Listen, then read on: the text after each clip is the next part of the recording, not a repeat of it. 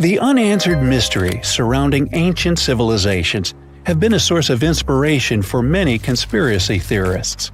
In fact, some of these mysteries are so interesting that many of us either already believe them or would like to. One thing is for sure though, none of those thousands of conspiracy theories have ever been, what's the word? Oh yeah, classified. Or have they?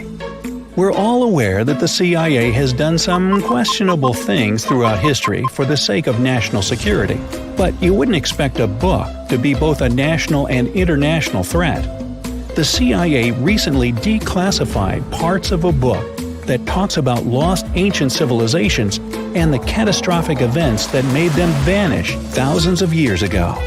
This mysterious book was written in 1963 by a guy named Chan Thomas, and it was going to be published by Emerson House in 1965 until the CIA got involved.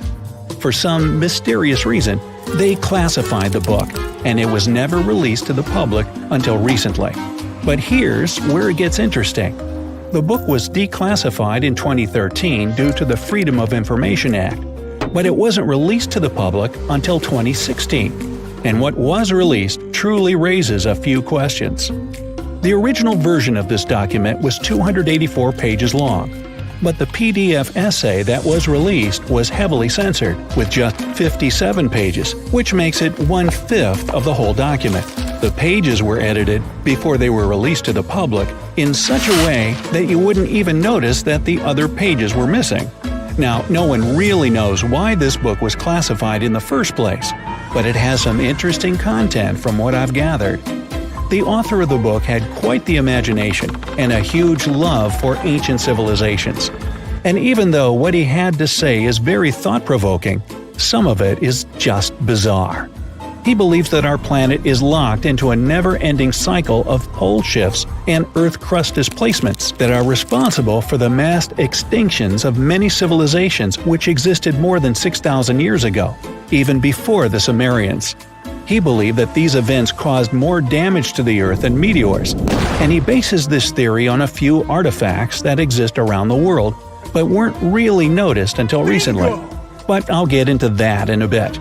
Those mass extinctions that the book talks about include the end of the Ice Age, when huge 2-mile-thick ice sheets disappeared from northern Europe, Northern America, and Canada, and caused 100 species to go extinct. And here's how the author illustrates his hypothesis. He believes that there was a geomagnetic pole shift which caused catastrophic changes to both the atmosphere and the Earth's crust, resulting in the extinction of many civilizations over time. Now, even though the geomagnetic pole shift is a real thing, it doesn't just happen overnight. It happens really slowly, only about every few 100,000 years, according to scientists. But it's a bit more complicated than it sounds. It is a well-known fact that the North Pole is somewhere above Alaska, and the South Pole is close to the middle of Antarctica. Now, these are the geographic poles, and they'll always be north and south. However, the Earth's magnetic poles flipped a few 100,000 years ago. So if you had a compass, let's say 700,000 years ago, it would instead point south and show you the Antarctic. But the author of the book has a different theory. He believed that the flip of the north and south magnetic poles doesn't happen every few 100,000 years, but every 12,000 years, and that this flip occurs in just a few hours, causing a catastrophic apocalypse. He thinks this happens as a result of an explosion inside the Earth's core. This explosion causes the magnetic poles to flip, but it also causes the Earth's crust to move. According to the book, due to these catastrophic events, a lot of the Earth's continents that were submerged underwater rose above sea level in just a few hours. Now, here's where it gets interesting.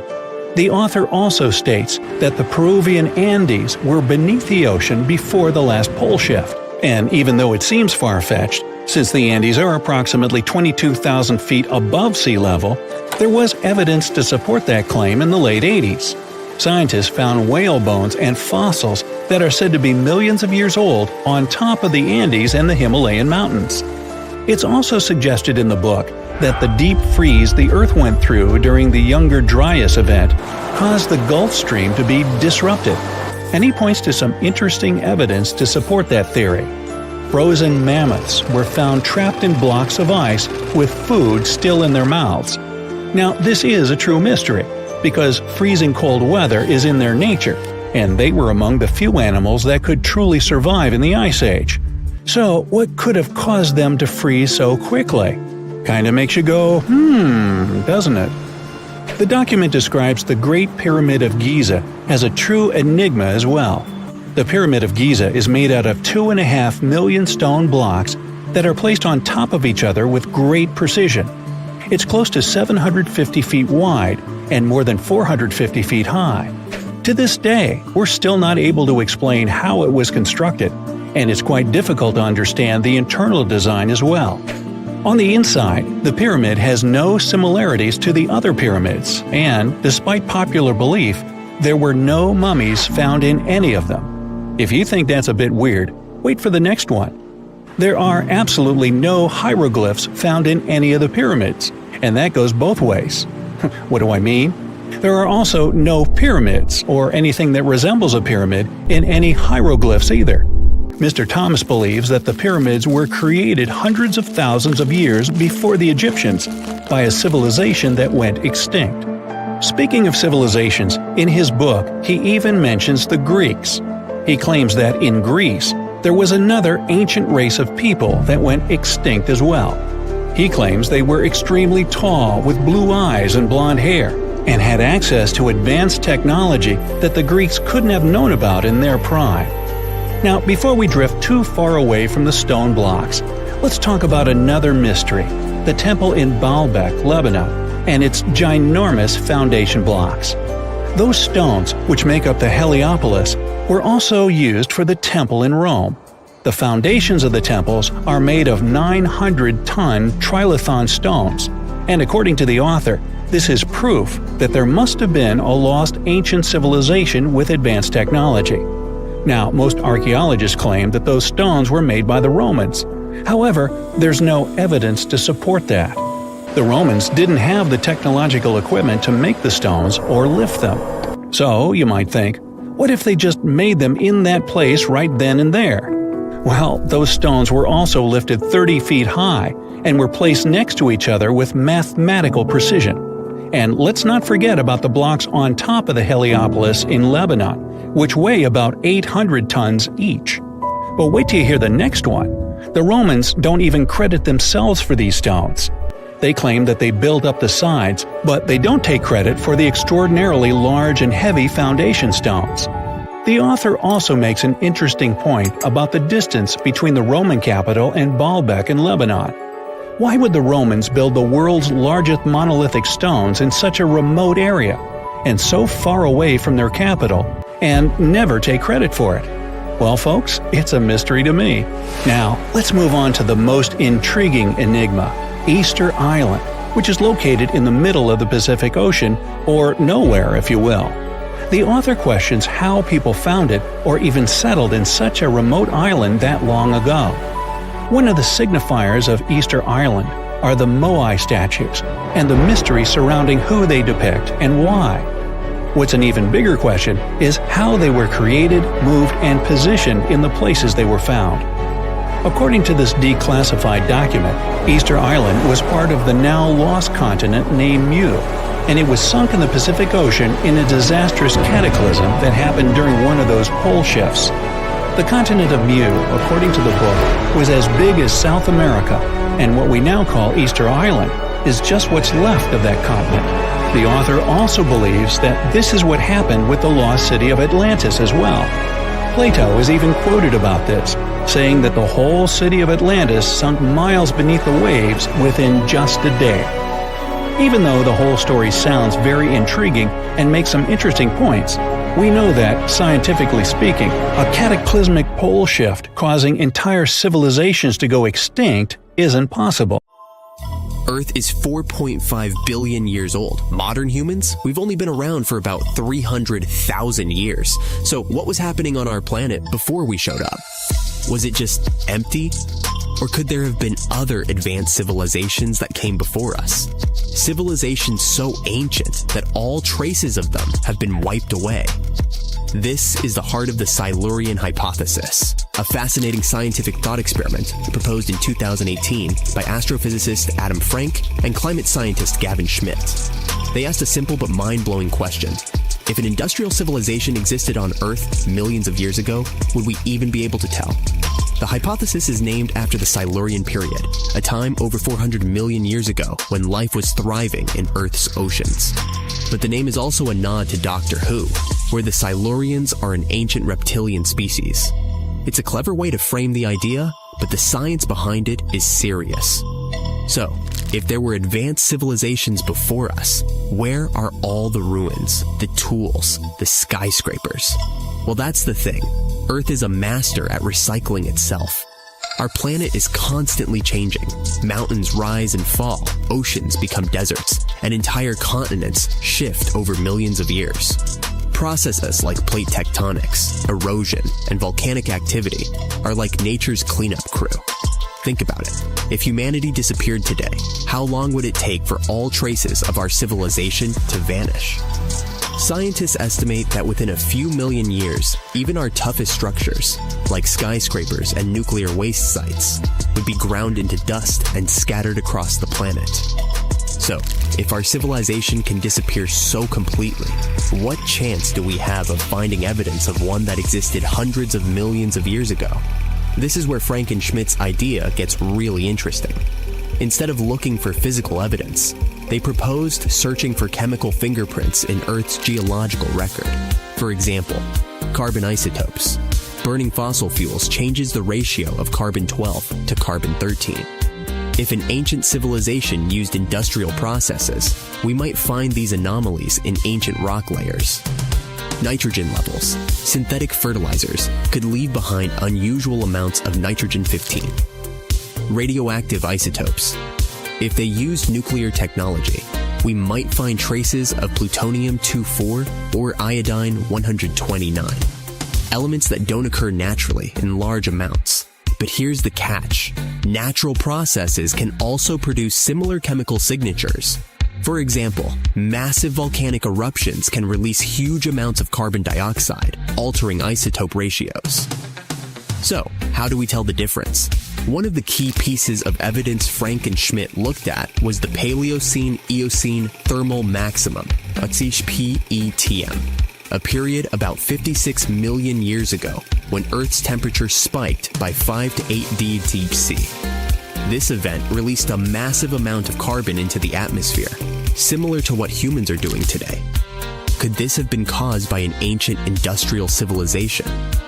It's a fascinating idea, but most scientists aren't convinced.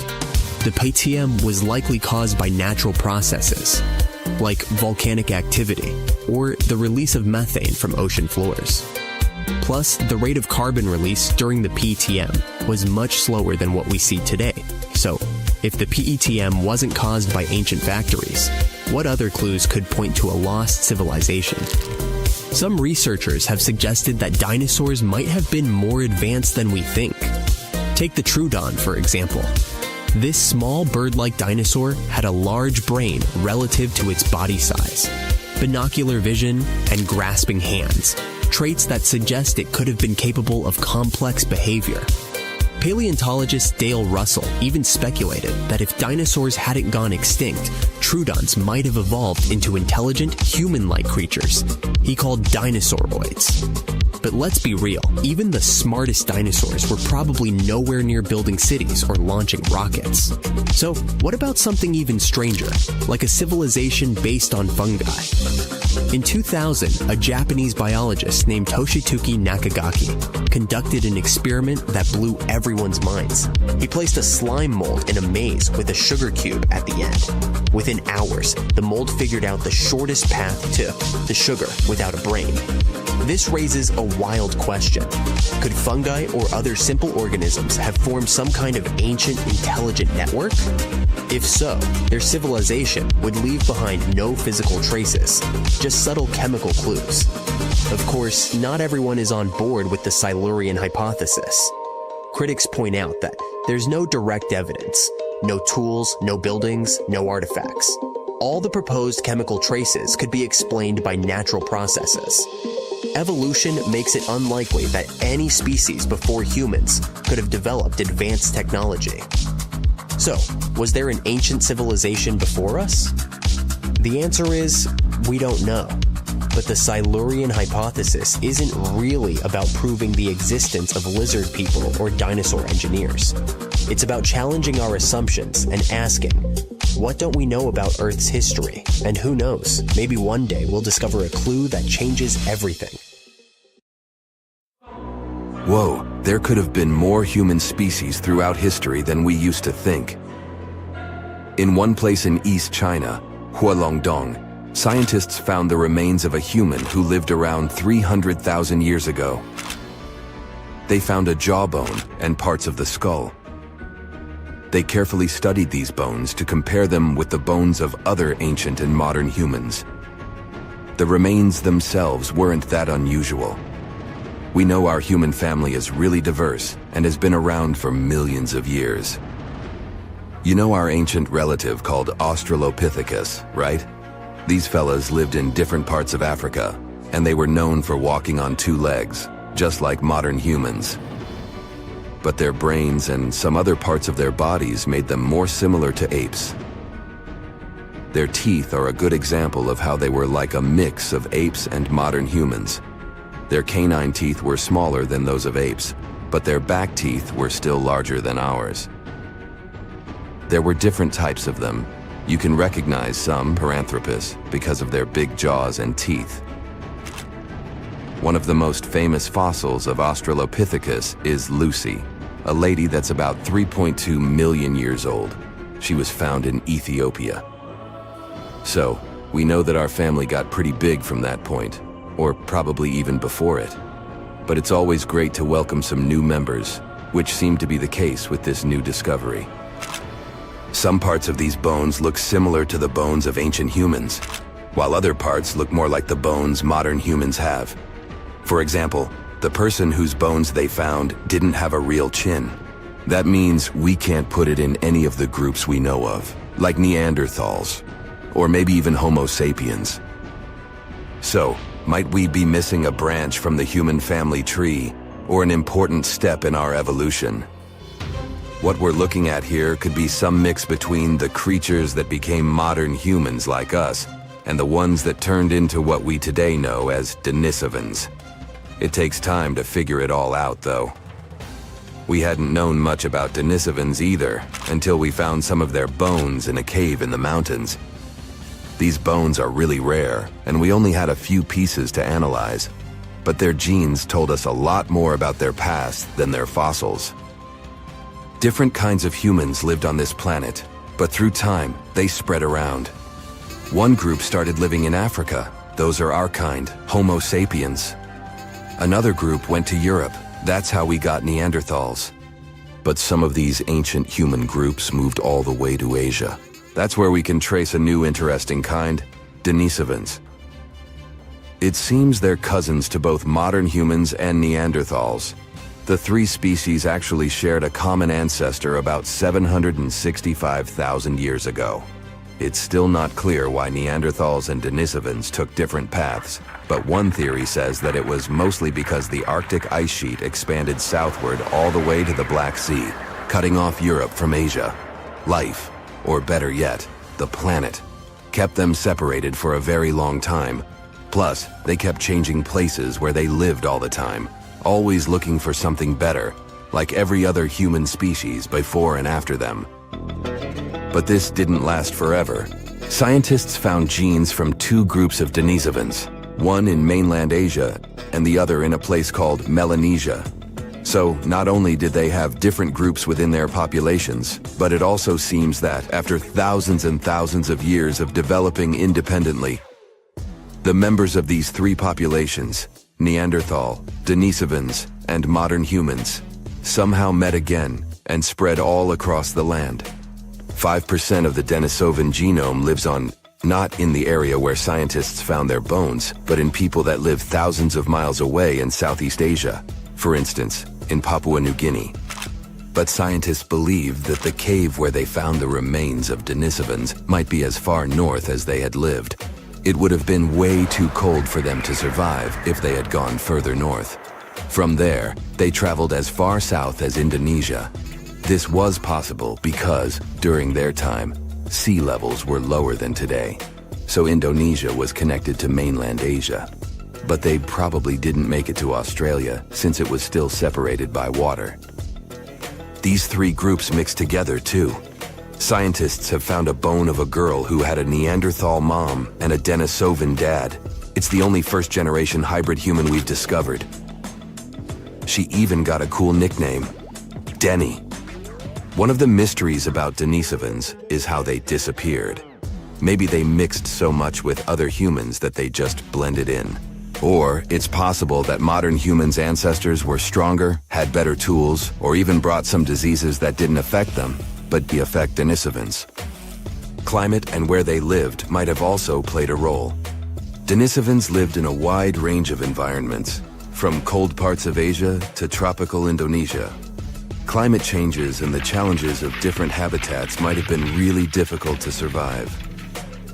But it's hard to draw strict lines in our family tree. We're still relatively new at learning about it anyway. Who knows how many new members we are about to discover? Half a century ago, a team of scientists had an idea that a collection of fossils they found at the Great Rift Valley in Tanzania were actually the remains of some new human species. Yup, that was the time when we welcomed Homo habilis into the family. It was a big discovery at that time since people mostly believed that the story of our evolution had been really simple. First, there were Australopiths that looked like apes. After them, there was Homo erectus, the upright man. They most likely lived in Africa around 2 million years ago, but also expanded really quickly across Eurasia. It was the first human species that we know about to have traveled such long distances to find a better place for life. They looked and behaved like humans. Plus, they were probably the first of our ancient ancestors who learned how to deal with fire. Maybe they were the first to cook food as well, and that's what we're definitely thankful for. Cooking food was an innovation that made the human diet more nutritive, and we could grow bigger and smarter brains. So, yeah, Homo habilis made things more complicated. They could walk on 2 legs, but they could also be better at climbing trees than walking on the ground like us. Plus, their brains were smaller than what a human should probably have. At first, it seemed these fossils could be from a completely different side of the family, related to other creatures, Australopithecus africanus, that looked like apes. But more and more digging showed that even though its jaws and teeth were similar, Homo habilis was still bigger and a bit different. The name means handy man, because they were probably able to make and use simple tools. Searching for more fossils in Africa wasn't easy because a team of researchers had to deal with wild animals and tough conditions all the time. But eventually, they managed to find some teeth and a strange skull that was, again, something different from the ancestors we knew about. The teeth were really big, so this new fella got the nickname of Nutcracker Man. For a long time, everyone believed this kind had evolved to eat hard foods. But the fossil teeth didn't show much damage, so they might have been eating food that was softer than we thought. This finding might help us understand how our teeth have been evolving through time, too. And right there, in the same layers of soil where Nutcracker Man was lying, they found ancient stone tools. At first they thought those had belonged to Nutcracker, but as they kept digging, they found more fossils that didn't match Nutcracker Man. It means that someone else must be the real tool maker. But that's another story for another time. A comfortable abode with a gorgeous view of the Mediterranean Sea will serve as a perfect rain shelter. Well, this is what a real estate advertisement might have looked like for Neanderthals 100,000 years ago. Welcome to the weird and wonderful caves you could live in, or not. Of course, back then, neither real estate and advertising had been invented yet. Never mind the fact that Neanderthals couldn't build houses and often lived in caves. Yet, one of those caves looks an awful lot like a residential building. It's situated inside a high limestone cape called the Rock of Gibraltar. If the Neanderthals had had an economy, the caves inside this rock would have cost a bundle. Navigators discovered it in 1907. They just spotted a big hole inside the fortified rock. For many years, scientists have studied this place and found some traces of Neanderthals. They discovered ancient tools in the cave and bones of old animals. But the coolest thing was, they found 4 caves inside the rock. It was like a residential complex. Neanderthals lived alongside neighbors and helped each other hunt and fish. They created feather decorations and painted abstract drawings on the walls. Imagine our ancient predecessors hanging out in these caves 100,000 years ago. And now, scientists hang out there and study the primeval past of Neanderthals in detail. At the end of 2021, archaeologists uncovered a gap inside one of the caves leading to an unknown tunnel. They crawled through this hole and opened a new space under the cave roof. This place has been closed off from the outside world for over 40,000 years.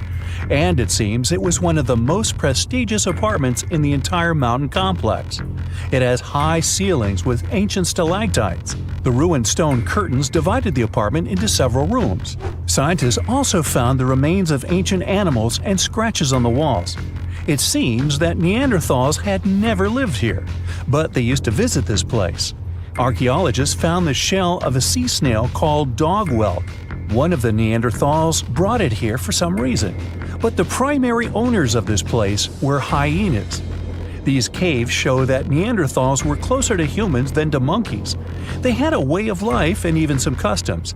There's still a lot of work ahead, and scientists hope to find new rooms inside this rock. Meanwhile, in 2003, archaeologists discovered another early dwelling on the Isle of Flores in Indonesia. Among the green jungle, they found a cave with ancient tools. At first, everyone thought the human ancestors lived here, but then scientists discovered an unusual skeleton of an adult. A thorough analysis showed the skeleton belonged to a 30-year-old woman, 3.5 feet tall, just above the waist of an average adult. The woman's weight was equal to the weight of an adult shepherd. The skeleton didn't belong to Neanderthals or Australopithecines. It was a new unknown species, which scientists called Homo floresiensis, or simply the hobbit. Also, there were remains of unusual ancient animals in the cave. It was an elephant the size of a cow, some large storks, and giant rats. Archaeologists have found out that hobbits were not the owners of this place. The main inhabitants were the rats the size of a cat. Maybe they were fighting the hobbits. Some analysis shows that Homo floresiensis wasn't our direct ancestor. They were in a separate branch of evolution. The hobbit skeleton looks more like that of a monkey than of modern humans. In 2009, in the dense jungle of Vietnam, archaeologists discovered Son Don, the largest cave in the world. If you go inside the cave and shout, you'll hear your echo a long time. In some places, the height of this cave reaches half the height of the Empire State Building, and the total area is larger than one central block of New York. Son Don is one of the 3 caves in the Vietnamese jungle. Many intricate mazes connect these caves. Inside, you can find unique plants and trees that live separately from the outside world. It's a real underground jungle. In some places, you can find collapsed ceilings that let the sunlight in. Besides unusual trees and plants, ancient stalactites hang there. Some limestone deposits are more than 450 million years old. They were here even before dinosaurs appeared. There are also many rivers in the cave. Rainwater coming down from holes in the ceiling has formed them. Fast streams resemble slides in a water park. They lead to unknown underground labyrinths. Scientists have studied only a small part of all these caves. The next unusual cave is in New Zealand. Hundreds of thousands of fireflies live inside. Each of them glows with a blue light. Together, they light up the cave. It may seem to you that you're on another planet, but you can't stay there for a long time. Special air measuring devices are everywhere. Scientists monitor the level of carbon dioxide necessary for the normal existence of fireflies. These insects are sensitive to the environment. If there are many people in the cave, or they stay there too long, the park staff will ask them to leave the place. It's like you're literally stealing oxygen from the fireflies. We've seen some pretty amazing caves so far, but how about a scary one? We're going to the desert of Yemen's Al-Mara province. What we're looking for is not a cave, it's just a black hole in the ground, right in the middle of the desert. It's big, the size of a basketball court. It's not its size that could scare you, but what's inside. Scientists are still not sure what it is. From the depths of this black abyss, a disgusting smell of rotten eggs constantly comes out, and sometimes you can hear some strange, frightening sounds. The blackness of the giant hole in Yemen absorbs all the sun's rays, so you won't see what's there even with a powerful flashlight. People flew over this place by helicopter. They filmed using drones and the most powerful lenses, but they didn't catch anything except darkness. It looks like a big ink spot in the middle of golden sand. The locals are afraid to approach this place. They believe the cave leads to another dimension where evil creatures live. At the moment, the giant hole in Yemen is one of the most poorly studied and mysterious phenomenon of nature. How did it appear? How old is it? Where does it lead? Scientists are trying to find the answers to these questions. There are theories that the hole appeared because of construction work. Geologists drilled the soil nearby in search of minerals. It could have caused fluctuations in the Earth's crust and collapsed the surface. But no one can prove this theory, yet. And now, imagine a place where sunlight has not penetrated for more than 5 million years. There's little oxygen, and it's cold and damp. Still, life is born in this place, not only microbes and bacteria, but also something bigger. The living conditions in this cave are very different from the usual ones, so, in a sense, this cave is like another planet. It's the Movile cave in the southeast of Romania, near the Black Sea. The entrance is a small hole in the ground. Inside, a tunnel leads deep below the surface. The levels of hydrogen sulfide and carbon dioxide are above normal inside the cave. The air here is half as much oxygen as on the surface. People can't be here without an oxygen mask, but other creatures living here can. The cave is home to 48 species of living organisms. 33 of them are unknown. Here you can meet some unusual insects, white snails and white spiders, millipedes with huge whiskers, transparent shrimp, and unique species of leeches. They all live here thanks to the little bacteria autotrophs. They absorb carbon dioxide and release food particles. Bacteria feed on it. Other larger organisms feed on these bacteria, and some bigger organisms eat those little ones. In the end, everyone gets food. In this cave, evolution has created a biological system separate from the rest of the world. Seen a good horror movie lately? If you're a fan of those, then you can appreciate a good plot. But what if I told you that Mother Nature is the best scriptwriter ever? Ancient disasters were scarier than any horror movie today. From tsunamis to volcanic eruptions, you'll be shocked by the scale of these events. One natural disaster you definitely don't want to experience is a tsunami. Those gigantic walls of water sweep across the coast and take out everything in their way. And it's nothing new for our planet. Scientists were able to piece together a timeline based on evidence that major tsunamis left. In northern Chile, a large boulder sits high above the Pacific Ocean. Behind it, a desert as far as the eye can see. This 44-ton stone obviously doesn't belong here. It's the result of an ancient tsunami. Waves as high as a 6-story building carried boulders like pebbles. Researchers estimate this happened in 1420. But how can they possibly know this? In the 15th century, there were no written records in the region. Time for some detective work. Archaeologists discovered that around the same time, there was a tsunami in Japan, on the other side of the Pacific Ocean. The ground shook off the coast of Chile. That's how the tsunami was created. Then the wave traveled nearly 2/5 of the Earth's circumference. That's one tireless tsunami. But this wasn't a one-time event. Evidence suggests that a similar event happened 3,800 years ago. Ancient people abandoned their coastal villages around this time. They were moving inland. How did they know it was time to go? There's evidence of erosion due to strong currents, telltale signs of an ancient tsunami. As you know from school textbooks, oxygen is 21% of the air we breathe. But it wasn't always a part of Earth's atmosphere. Oxygen was missing during the first half of our planet's lifespan. Carbon dioxide and methane were the name of the game back then.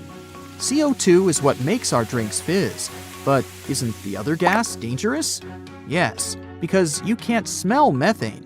And that's the reason there was no life on Earth billions of years ago. So how did we get from methane to oxygen? In come the cyanobacteria. This group of microbes started to evolve some 2.7 billion years ago. These tiny microbes mastered photosynthesis, converting sunlight into energy. And the byproduct of this process was, you've guessed it, oxygen. Soon it started escaping from water into the atmosphere. There, it reacted with methane, and over time, O2 replaced it completely. Scientists named this process the Great Oxidation Event. But how could it be bad? After all, we're alive thanks to it. All that oxygen acted as a poison for anaerobic organisms. And no, these are not life forms that didn't do aerobics or Pilates. The term simply means that these microorganisms didn't need oxygen to grow. Too much oxygen, and they would be goners. And that's precisely what happened. Scientists spoke of an oxygen overshoot that changed Earth's atmosphere for good. The disappearance of most anaerobic organisms was an early example of an extinction event. They didn't like the atmosphere at the time and decided to step down. But look on the bright side. They made room for oxygen-loving humans to enter the picture. Let's go to Turkey. No, not the seaside resorts that tourists visit in the summer, but the region of Anatolia in the southeast of the country. Göbekli Tepe is the world's oldest known temple site. It dates back to the Neolithic period. Scientists found a stone pillar here that tells a tale of an ancient disaster. They presume that the pillar is commemorative. Today, humans still build similar structures to mark an important event or a person. Just one example is the Washington Memorial. It was built in honor of the first American president, George Washington. But the pillar in Turkey doesn't commemorate a happy event. Scientists believe it shows a devastating occurrence, a comet crashing into the Earth. The event must have been destructive. There are also other signs on the monument.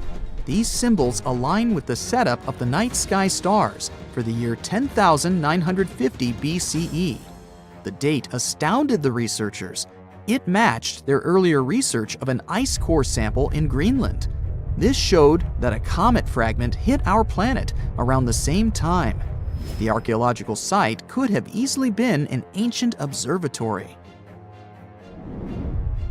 And whoever worked at it observed a cataclysmic event. The impact must have been so powerful that it changed the Earth's rotational axis. That's the imaginary pole going through our planet from top to bottom. That ancient comet must have packed a punch to knock the blue planet off balance. Have you heard of the city of Tall el-Hammam in the valley of the Jordan River? The reason why your answer is probably no is that the city doesn't exist today. It completely disappeared around the year 1650 BCE. It was one of the three major cities in this part of the Middle East. Together, these three cities had a population bigger than Palm Springs today. At the time, Tall el-Hammam was a metropolis. It even had high-rises, 5-story buildings constructed using mud bricks. But archaeologists found strange markings on them. The bricks melted as they were exposed to high temperatures. Yes, sound the fire alarm. Some sort of disaster had caused a major fire. Archaeological finds pointed to a suspect for such damage, a rock from space. So, where was the crater? This comet, or an asteroid, never made it to the ground. It was traveling at high speed, so it disintegrated before hitting the ground. Such an event is called an airburst. The largest witnessed meteor airburst happened over Tunguska in the north of Asia in 1908. Scientists estimated that the airburst in Tall el-Hammam happened 2.5 miles above the city. This event released a lot of energy. Air temperature quickly rose to 3,600 degrees Fahrenheit. That's hot enough to set clothes and wood on fire in an instant. Mud bricks and tools made from metal start to melt when exposed to such heat. This would explain the evidence scientists unearthed. But there was one more find: salt. The event was so powerful that it distributed salt over the region around the Dead Sea. Any farmer will tell you that salty soil and crops don't go well together. People started moving away from the area because they couldn't grow food. Imagine an island with whitewashed villages surrounded by a sapphire blue sea. Such a place exists in reality. It's the island of Santorini. But the history of this place hides a tale of destruction. The island is of volcanic origin. This means that a violent eruption created it some 3,000 years ago. Now there are 2 islands. The bigger one is shaped like a horseshoe. When you look at them from above, the 2 islands look like they form a circle. That's because they were once a single island. It had a large mountain and was round in shape. But then it all changed almost overnight. One of the largest volcanic eruptions in human history tore Santorini apart. The earth trembled, tsunamis formed, and clouds of ash filled the sky. A daunting image. People felt the eruption hundreds of miles away. When it was all over, seawater rushed into the caldera of the former volcano. That's why the water in the lagoon has such a beautiful color. Scientists know so much about Santorini's past because of an unlikely assistant, a tree. The juniper tree, to be exact. People use its aromatic wood for everything from furniture to making pencils. On the Greek island, its rings revealed the tale of the ancient eruption. As a tree grows, it doesn't only go up, it expands sideways as well. Each new layer of bark adds a ring to the trunk. It takes a year for one ring to form. And on Santorini, one ring was unnaturally pale. The scientists did the math and voila, they dated the eruption to 1560 BCE. You're an adventurer looking for a golden hourglass hidden in the jungle of an exotic country. Finally, you find the artifact. Someone starts shouting as soon as you grab it. "Stop! This is the police! Hands up!" You look around and see 2 officers. You turn the hourglass over and fall into a suddenly formed portal that takes you through space and time. "Hey you, stranger, don't move! What are you doing in our temple?" You look around and see 2 guys with swords. They're the police of ancient Babylon. The vast kingdom in Mesopotamia was the first in history to invent a list of laws and punishments for their violation. The list of these laws was called the Code of Hammurabi and contained 282 laws. They were carved on stone pillars around the 10th century BCE. The laws had rules about the family and behavior in society, and generally were similar to the laws of modern civilizations. The authorities of Babylon created special police squads consisting of locals. Their goal was to monitor public order and ensure no one broke the law.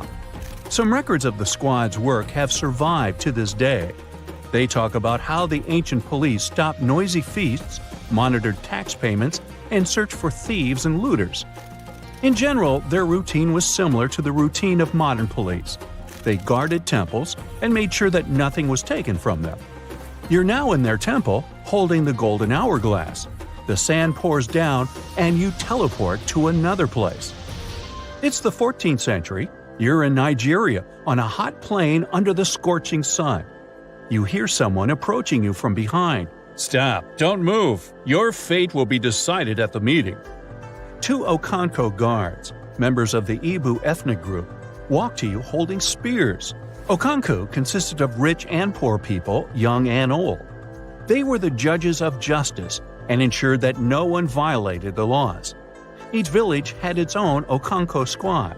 They severely punished those who cheated or harmed other people. Okonko also solved land disputes. Before passing a verdict or sentence, Okonkwo discussed it at public meetings. You haven't broken their law, but you're a stranger in their village, so they want to grab you. Fortunately, the hourglass transports you out of there. Now you're inside a temple in ancient Egypt. You hear barking dogs, screaming monkeys, and human voices. Who are you? You turn around and see the Magi, the police of the Middle Kingdom of ancient Egypt. These experienced guys with swords patrol the streets with dogs and even monkeys. They were residents of the neighboring kingdom of Nubia. Still, as the territory of Egypt expanded, they offered their services as the guardians of order. During the New Kingdom, the temple priests of Egypt performed police functions. They protected temples and caught looters and thieves. If someone stole something from a temple priests arrested the thief and conducted their own investigation. They won't investigate anything this time as you disappear and continue your journey. You're in a hot jungle now. You can see large stone buildings through bushes and trees and hear a flowing river and people's voices. You're next to a large agricultural area. It looks like a modern civilization in a tropical forest. But this is the 15th century, and you're in the Incan Empire on the South American coast. Police officers are called tokrikokes here, which means the one who sees everything. Two tokrikokes pass by you and don't tell you anything. The Incan Empire had a developed legal system, and no one could arrest you just like that. The one who accused another person of violating the law had to be above the rank of the accused. Therefore, tokrikokes were the most senior people in cities. They kept order and also conducted a population census.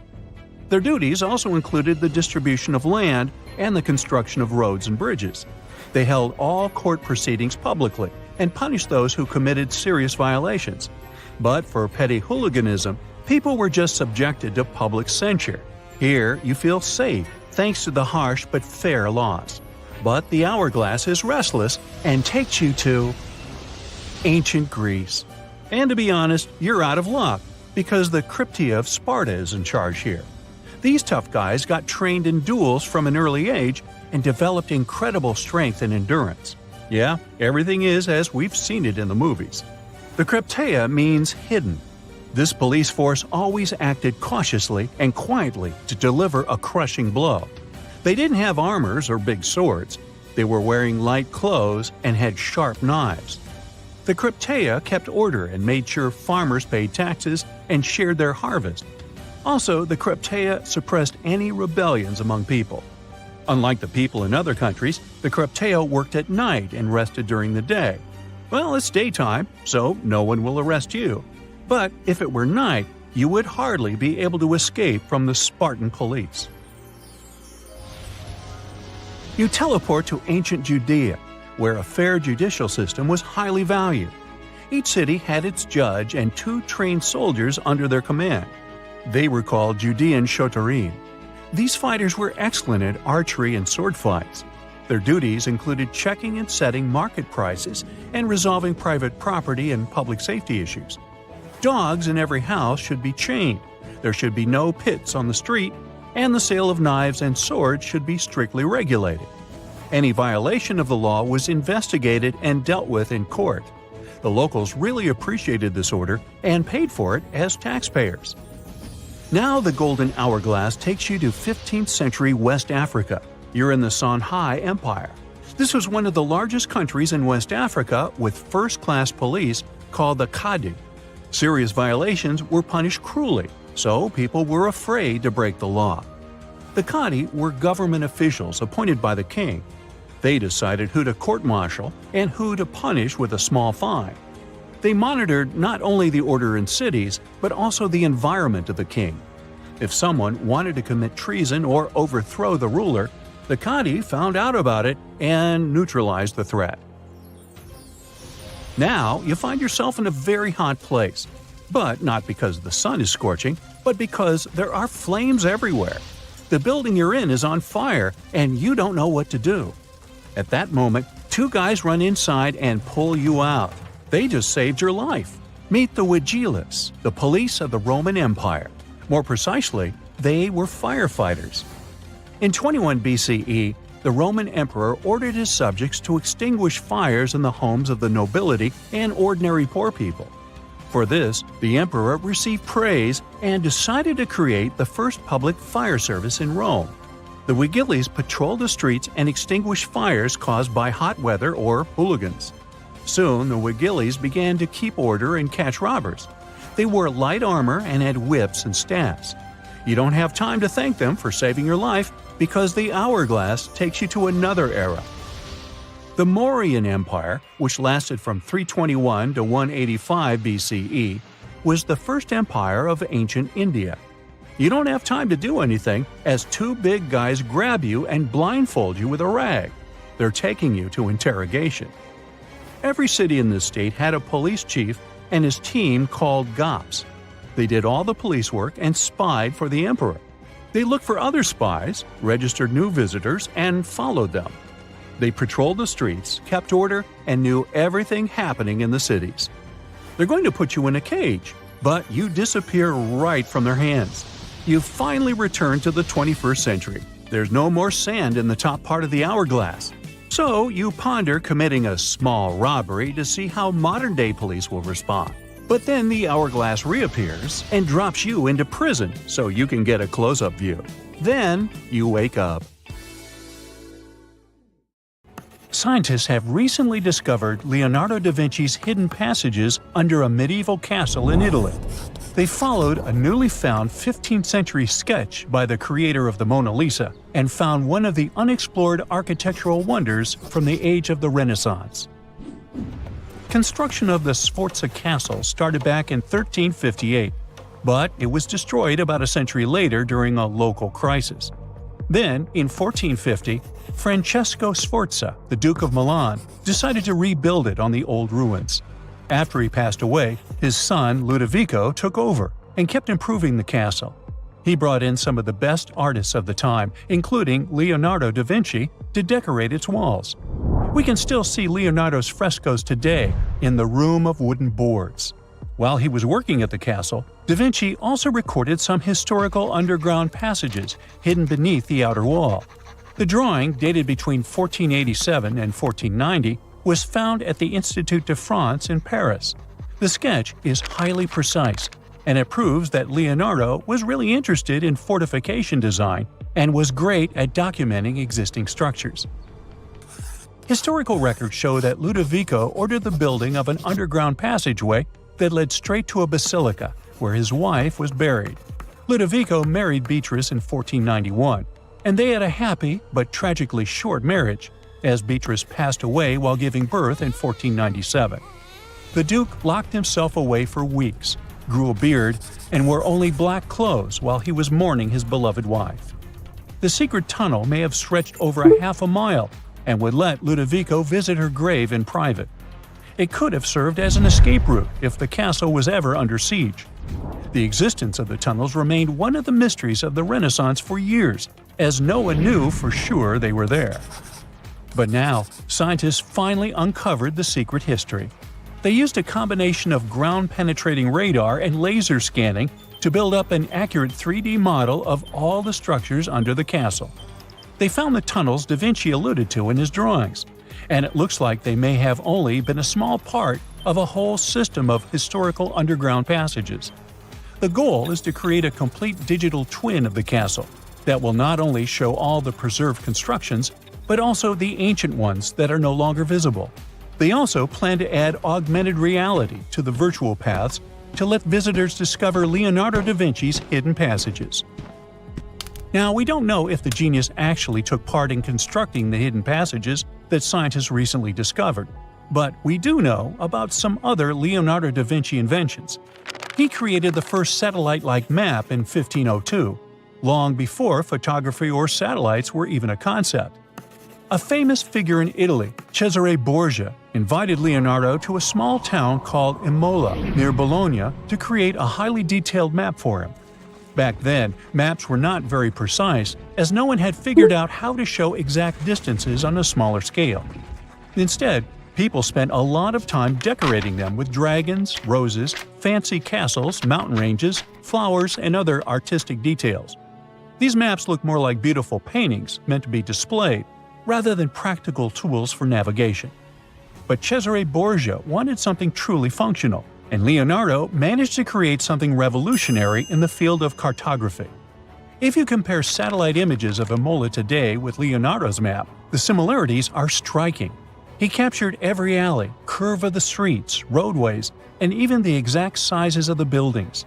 And he did it all by hand, using just a pencil, ruler, compass, and several of his own clever inventions. To gather all the necessary data, the genius walked through the streets for weeks using a large wheel that spun as he moved, recording the distance with a cable. Using the magnetic compass, he determined precise directions.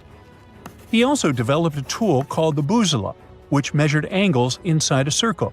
With this, he could track the exact turns of each street and the size of the intersections. He figured out the distances between houses and major roads. Then, back at home, he used his notes and calculations to draw the map to scale with incredible precision. In his work, Da Vinci also used a technique developed by Florentine humanist Leon Battista Alberti. He created a mapping method where you could place an entire city inside a circle using polar coordinates. At the center of the city, 8 straight lines met, representing the main directions of a compass. Leonardo used this system to divide the town into 8 sections. He didn't overlook even the smallest buildings, which made his map one of the most advanced of its time. The Italian genius had a big dream to build a machine that could let people fly. He studied how birds, bats, and kites moved through the air and designed a special flying machine. He believed that if he could copy their movements, humans might be able to soar like them. Da Vinci's design looked a lot like a bat, with 2 large pointed wings that stretched over 33 feet wide. He planned to build the frame from lightweight pine wood and cover it with raw silk to make it strong but not too heavy. The person flying it would lie on their stomach on a wooden board in the center. To make the wings flap, the pilot had to pedal a crank with their feet, which was connected to a system of rods and pulleys. There was also a hand crank for extra power and even a headpiece to help steer. As the person moved their hands and feet, the wings would flap and twist, just like a bird's. But there was one big problem. Humans aren't strong enough to make the machine lift off the ground. Even though it might have worked once in the air, there was no way for a person to get it flying on their own. Leonardo probably realized this, but his amazing idea still inspired flying machines that came centuries later. Da Vinci was way ahead of his time with many of his inventions, but his idea for a humanoid robot was especially futuristic. He was working under the patronage of the Sforza family, the one that had those ancient tunnels of Italy built. The genius designed a mechanical knight that could move its arms, turn its neck, and even open and close its mouth. Da Vinci had good knowledge of anatomy and the mechanics of body movements that helped him. His unusual creation used an external system of cables. A hand crank set it in motion, and there was also an internal gear-driven mechanism. About 450 years later, Da Vinci's detailed sketches of the robotic knight were rediscovered in the 1950s. Several researchers tried to recreate the robot from those sketches. In 2002, a roboticist who developed systems for NASA and Lockheed Martin took inspiration from the old notes and built a functioning model of Da Vinci's robotic knight. Another design Leonardo created for Duke Sforza was a special kind of bridge that could be taken apart and carried easily. It was made for defense forces who needed to cross rivers or moats while traveling. This bridge would swing across the water and land on the other side. It had wheels and used a rope and pulley system, so it could be set up quickly and packed away just as fast. To keep it steady, it even had a special weight to help balance it. Leonardo wrote in his notes that the bridge was light yet strong, and he designed several bridges like this for the Duke. One of his other designs was a bridge that could be built very quickly, and the defense forces would move across multiple rivers. As scientists continue to study Leonardo da Vinci's hidden passages, they reveal new chapters in human history. Who knows what other unexplored architectural structures they will find? Hey, how do you feel about taking a trip back in time? We're diving into the history of the Amazon forest to unravel the mystery of its lost cities. Grab your bug spray and hop on. The Amazon forest is the world's largest rainforest. The environment there can be extremely challenging for human life. Yet, the legend goes that the Amazon has been home to sprawling settlements, rich in unmeasurable wealth. Could that really be true? Or is that none other than a figment of our collective imagination? The legend of El Dorado might be the myth that started this whole thing. As European explorers began their excavations in American lands back in the 1500s, word got out of an Amazonian civilization that used to paint their leader in gold as an offering to higher powers. The legend of El Hombre Dorado, aka the Golden Man, began to quickly spread around Europe. Explorers got excited at the possibility of finding an infinite amount of gold somewhere deep within the Latin American jungle. And as you can imagine, expeditions to the continent began to multiply with each passing year. It didn't take long before explorers found this civilization. They were known as the Muisca people and were located in Colombia, near Lake Gudavia. The Muisca people had a tradition of painting their leader, aka the Zipa, from head to toe in gold. In a ceremonial gesture, the Zipa would swim into the river, spreading gold dust all over the lake. For the Muisca, this was their way of acknowledging and thanking the higher powers of the universe they believed in. When European explorers heard and witnessed this practice, they were amazed. For them, gold was used solely for commercial purposes as their main currency for trade. This made them think that the Muisca people must have stacks and stacks of gold hidden somewhere in the jungle for them to use it so abundantly. Well, that's how the legend of El Dorado was born. What was once the practice of El Hombre Dorado traveled on word of mouth until it became El Dorado, a fictional city that was most likely to hide piles of gold. The hunt for this city led Europeans to spend large amounts of money to scour the Amazon forest. Unfortunately, all of their expeditions came back empty-handed. That is, if they ever came back at all. Now, jump to the beginning of the 1900s. In England, the Royal Geographic Society, a prestigious British institution, was looking for somebody willing to travel down to Latin America to trace the border between Brazil and Bolivia. More specifically, the part of the border that is nestled deep within the Amazon rainforest. One Sir Percy Fawcett was a Latin American aficionado, and he gladly volunteered to do the job. Oh, it's important to note that the Amazon forest is virtually the size of the continental USA.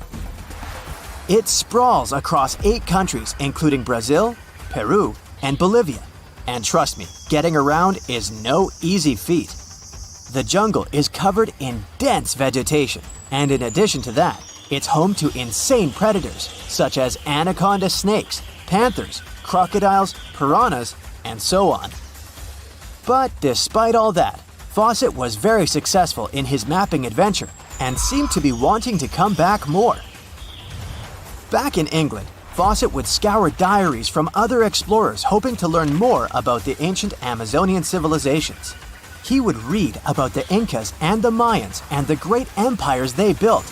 He believed that if the Incas were capable of building empires that stretched over 2 million square miles, this could mean that other Amazonian civilizations could have thrived there too. During his research, Fawcett came across a report from a 16th century explorer. The report told of a city deep within the Amazon forest that held unimaginable quantities of minerals. A town that stretched for 15 miles without any space from a house to house. This report fueled Fawcett's imagination to a new extreme. From then on, he became obsessed with finding what he called the lost city of Z. Over years, Fawcett searched the Amazon forest, usually looking for stone ruins that could possibly indicate human settlements. On his later expeditions, he focused on exploring the state of Mato Grosso in central Brazil. He would travel from Europe and into the lower region of the Xingu River. The trip to the Xingu would take him around 14 days on foot. Then, he would set sail in small wooden boats accompanied by local indigenous leaders that knew the region better than anyone. How he communicated with the indigenous population is still a mystery, since they only spoke in local dialects. Some scientists believe that this could have been the real reason why he never found the city. they believed he wasn't able to communicate what exactly he was looking for. And this was not his greatest difficulty. As we've said before, Amazon is not a kind place for its visitors. In his diaries, Fawcett tells of encounters with a 60-foot-long anaconda, which he bravely survived. He writes of endless sleepless nights and waking up with his hands and feet swollen from mosquito bites. Some of his peers said he was invincible and tireless, but the day came during his 8th expedition when he didn't make it back home. Fawcett disappeared without leaving any trace behind. Some even suspect that he was close to reaching his lifelong goal. On the day of his disappearance, he sent an optimistic letter to his wife saying there was nothing to fear, and that he was setting out on a certain final search. Fawcett's failed attempt to find ruins seemed to support what had become a consensus among experts at the time, that this rainforest was too inhospitable to support large, complex societies, let alone cities. Experts were convinced that the Amazon's lost cities were nothing more than fiction. That is, until the 1960s, when modern research began to find evidence that suggested otherwise. Scientists discovered patches of extremely fertile soil. They called it Black Earth. And apparently, they found lots of it in the Amazon, especially alongside rivers. Further research even showed that such soil was created by human waste or the intentional burning of forests, which adds nutrients to the soil below, which could only mean bingo! The discovery of Black Earth was the evidence that large-scale agriculture was possible and probably did exist amidst the Amazon, confirming that settlements could have formed there after all. In the 1990s, along the Xingsu River in Brazil, a team of archaeologists from the University of Florida made a remarkable discovery. Working alongside local indigenous people, they found very long ditches. After mapping them, they realized that these ditches were a sign of a big settlement. They were remnants of carefully designed walls centered around a plaza. Some were roads that led to more settlements. In fact, just this part of the Amazon, about the size of New Jersey, was once a network of dozens of settlements that experts believe could have been home to at least 50,000 people between 1250 and 1650 CE. Other discoveries were possible thanks to LiDAR imaging, a type of technology that allows researchers to take satellite pictures of the forest's ground without having to step inside of it. A network of trenches in Acre, Brazil, dates back to 200 to 1200 CE. These suggest settlements that could have supported 60,000 people. Other images from near the Xingdu River suggest cities that could have housed about 50 million people. These were the lost cities of the Amazon. Believe it or not, these images suggest that Fawcett was very close to a major discovery. He was looking for the ruins in the right place, but he was looking for the wrong thing. Unlike cities such as Cusco, which used stone as their primary material, Amazonian settlements used wood and earth to build their cities. These materials are highly deteriorating and probably decomposed over time. Finding them required a bit more technology than what Fawcett had available at his time. See this place on the map? Yeah, right there. It's estimated that around 100 people have vanished or lost their lives here. Why, you ask? Well, it seems they were all looking for this guy, Percy Fawcett. He was a British colonel, famous for his sharp blue eyes, perfectly groomed beard, and signature hat. He looked like a character from Pride and Prejudice, but lived more like Indiana Jones. In fact, this character was inspired by Fawcett's story. But his disappearance in 1925 was more macabre than any movie plot. Colonel Fawcett was bold. Not the ask your neighbor's Wi-Fi password kind of bold. I'm talking full-on, I don't care that much about my life bold. He used to be a soldier in Sri Lanka and even did a secret spy gig in Morocco. But he needed more. So in 1906, Fawcett started exploring parts of Brazil and Bolivia where no one had dared to go before. His mission was to create secret, mind-blowing maps. Okay, that doesn't sound too risky, but trust me, it was. If you want to explore the world nowadays, you just open Google Earth and, well, that's it. No danger, no adrenaline. Just maybe one or two creepy street view photos. Ew. But we're talking about the beginning of the 20th century, when satellites and this weird Google car didn't exist. Back then, if you wanted to fill in the world map, you actually had to explore the land on foot. So that's how Colonel Fawcett ended up in South America. And he became famous for his expeditions to map out the wild Amazon. He was the first guy to record the locations of waterfalls in that region, for example. But then he got obsessed. Blame it on lack of sleep or whatever sketchy Amazon jungle juice he was sipping, but suddenly he was like, I'll bet there's an ancient advanced city hidden somewhere around here. Spoiler alert, there wasn't. But he was hooked on that idea. Hanging out with native Indians for so long convinced him that large groups could totally thrive in the middle of a massive rainforest. And of course, Fawcett loved a good old adventure story, especially the ones from the 16th and 17th centuries, written by European explorers. In those stories, adventurers claimed they had found huge settlements and fine roadways deep in the heart of Latin America. But Fawcett's all-time favorite story came from a manuscript written in 1753. Back then, adventurers were hunting for precious metals in Brazil when they stumbled upon a ruined city with monumental buildings, roads, and plazas. Oh, and every corner had a Roman-style spire. Naturally, the colonel was all in to find it. Too bad no one told him this manuscript is mostly considered a forgery. Yep, this story is as real as Snow White's. But then, things got weird. The settlement described in that manuscript was supposedly located in the northeast side of Brazil. But now, he's saying there's an advanced civilization in Mato Grosso, which is in a different part of the country. So he decided to name this new place the City of Z. Back in the 1920s, the colonel launched 2 separate expeditions to find it, but both trips failed, as he faced terrible weather, fever, and of course, exhaustion.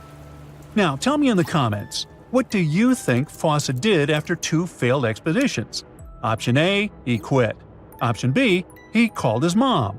Option C, he tried again because he didn't get the memo that the universe is clearly saying stop. Well, of course, option C is the right answer. This is relentless Fawcett we're talking about. So, 3 years later, the colonel finally gathered enough cash to launch yet another expedition in search of the City of Z. All he needed was a crew of people crazy enough to join him. Famous and experienced explorers were begging to come along. But nope, Fawcett decided to take his son and his best buddy instead. In January 1925, this brave trio set off on their journey. They packed mosquito nets, canned food, and made a promise, we shall return. Another spoiler alert, they didn't. Uh-oh. The journey kicked off in New Jersey, and then they sailed all the way to Rio de Janeiro, Brazil. There, they stopped to grab some pack animals, like horses, and hired a couple of local guides. Now they were ready to head to the city of Cuiabá. Now keep in mind the distances in Brazil are crazy huge. So this little journey was like traveling from Miami to Chicago on foot. 3 months later, they finally ventured into the jungle for the first time. And that's when the fun really began. The crew faced piranha-infested rivers, an endless maze of thick trees, and the worst part, bugs. The constant annoying zzz of a gazillion mosquitoes wouldn't let them sleep, and Fawcett's best friend's foot got huge from tick bites. But the colonel didn't have time to babysit his friend's princess foot. Oh no, he was too obsessed to take a break. In fact, at some point, he was so far ahead of his companions that he had to camp alone for a night. On May 29th, Fawcett finally came to his senses. There was no City of Z. But did he let that stop him? Not really. He unpacked their gear and sent the local guides back to Cuiabá. But before saying a final goodbye, he asked them to deliver a letter to his wife, saying something like, "Don't worry, hon, our son is well and getting stronger every day." Sure he was. Anyway, after this dramatic farewell, the trio set off into the bush alone. The darkness swallowed the thick forest, and then they were never seen again. Okay, that was intense, so let's fast forward. 2 years later, the newspapers were still speculating whether the trio could still be alive, and Fawcett became a legend, like Bigfoot, but less hairy. One guy said that the colonel had become one of the locals and was living his happily ever after in the jungle. Another guy said he was held prisoner by the Indians, but no one could confirm any of these sightings. It wasn't until 1928 that the British authorities finally thought better late than never and decided to look for Fawcett and his crew. By that time, they were sure their expedition had perished, but they still needed proof. And after days and days of surviving the jungle's worst nightmares, they found, well, nothing. But in a weird way, this mystery inspired more explorers to look for them. It's estimated that about 100 people have passed away in this process, and a few have followed in the explorers' footsteps by disappearing without a trace. So, what really happened to the expedition? Researchers have pointed their fingers at everything under the sun: parasitic infections, starvation, drowning, jaguar attacks, you name it. Some even say Fawcett dove headfirst into mysticism and started an occult community in the jungle. The Brazilian anthropologist Orlando Vilas-Boas was probably the one who got the closest to solving this case. Back in the 1950s, he was working with the Kalapalo Indians when they suddenly admitted to, getting rid of Fawcett. They even had bones to prove it. But it turns out a forensic analysis showed that the remains didn't belong to the colonel. So we're back to square one, and nobody knows, to this day, whatever the heck happened to them. Fawcett's quest, as we know it today, is based on some pretty questionable sources. But there is a possibility that he wasn't living in Delulu land after all. Recent discoveries suggest that his idea of a sophisticated jungle city wasn't just pure fantasy. In 2024, a massive ancient city was found in the Amazon, hidden beneath dense vegetation. Evidence suggests it was built around 2,500 years ago, and it was surprisingly advanced, featuring houses and plazas, all connected by an incredible network of roads and canals. But this city was in a forest in Ecuador, not Brazil. So who knows? Maybe the legendary city of Z is still out there. Ooh. Phantasmagory is said to be the first animated film ever. It was made in 1908, and it's one of the earliest examples of hand-drawn animation. But did you know that ancient people entertained children with cartoons about 2.6 million years ago? A new study reveals that ancient people were the ones who first made pictures look animated. How? They carved pictures of animals on stones and placed them around fires. When the light starts bouncing around, those ancient animals just can't help but shake it and shimmy. The prehistoric carvings come to life in the flickering firelight, with those animals jumping in and out of focus like they're ready to party. Imagine how fun it would have been for prehistoric families to sit around a fire and create these animated carvings. It turns out that even some of the ancient wall paintings and carvings found in caves were inspired by their appearance in the moving light and shadows of flames. So, basically, these old-timey carvings were made to come to life when firelight hit them. And now researchers made a movie showing that cool effect on a 3D model of some horse engravings. The study says our brains are wired to see moving things in changing light, which is why these carvings probably mattered to our ancestors. In other words, cave people were like, hey, let's carve some cool stuff on this rock, and when we light a fire, it'll look like it's moving. And now these scientists were like, that's awesome! Let's make a movie to show this, everyone! Andy Needham and his teammates used modern scanning and virtual reality tech to study 50 flat carved rocks called plaquettes made of limestone. These rocks were found in southern France back in the 1800s and now sit in a museum in London. They are covered in 77 realistic carvings of all sorts of animals, like horses, reindeer, and chamois. Apparently, Homo sapiens, with a lot of time on their hands, made these engravings a whopping 12,000 to 16,000 years ago. Needham realized that many of these carved rocks were harmed by fire, some covered in white ash, others dried or fractured because of heat. Upon closer examination, he discovered pink bands of discoloration resulting from iron deposits in the stone. What's more interesting is that the animal engravings were often superimposed on top of each other, sometimes even melded together or fitted around each other like some kind of prehistoric animal jigsaw puzzle. Rather than tossing out the old and starting anew, the ancient artists took animal body parts to create new hybrids. For instance, One of the rocks depicts both a horse and a wild cattle-like creature known as a bovid. In this masterpiece of prehistoric art, the horse's abdomen and neck become the back and neck of the bovid, while the horse's head forms the bovid's ear. What a creative way of recycling. Researchers believe that the prehistoric rocks from Montestruc were used as primetime entertainment for our ancestors. More than one person carved the animals. People from different levels of skills showed their artistic glory, and it was a group effort. The fact that these rocks were found together also suggests that this was a community activity. So it's like families were all gathered around the TV, carving rocks and cheering on their favorite carved animals. Who needs Netflix when you have Paleolithic TV? The engravings on these rocks and the signs they were exposed to heat suggest they were created to look like they were moving. Sometimes you see different animals in different poses, so one would come to life, and then another, and then a different one. It's like a Stone Age version of Disney. Similar techniques might have influenced some of the ancient cave paintings, such as those at the breathtaking Chauvet Cave in southeastern France. The animal portraits there are also overlaid on each other, and some look like they were heated by fires underneath them, which means that our prehistoric ancestors might have been the first animators in the world. Alright, since we talked about young people's favorite pastime activity, shall we take a trip back in time to discover the world's oldest toys?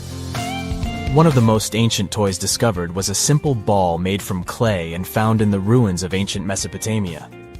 It might seem like a simple toy, but our ancestors were playing with them as far back as 3000 BC. But back then, they didn't have fancy video games or elaborate board games, so a ball was the pinnacle of entertainment. But the Mesopotamians weren't the only ones having fun. In ancient Greece, children played with dolls made of clay. In Egypt, kids had toys shaped like animals, but they also had dolls made from materials like clay, papyrus, and ivory. But the most impressive thing about these dolls? They had movable limbs. That's right, our ancient ancestors were playing with articulated dolls before it was cool. But it's not all fun and games. Toys also had a practical purpose back in the day. In fact, many of the toys discovered by archaeologists were actually used to teach children important skills. For example, Egyptian children played with dolls that were shaped like doctors, which helped them learn about medicine and healthcare. And let's not forget about the toys that were used to train future warriors. In ancient China, kids played with toy horses and chariots, which helped them prepare for a life of battle. Talk about getting a head start on your career. Moving on to primitive board games, which have been around for over 5,000 years. The oldest board game is called Senet, and was discovered in ancient Egyptian tombs. It's a bit like a cross between chess and backgammon, and it was so popular that it was played for over 2,000 years. Now that's a game with staying power. But let's not forget about toys for the little ones.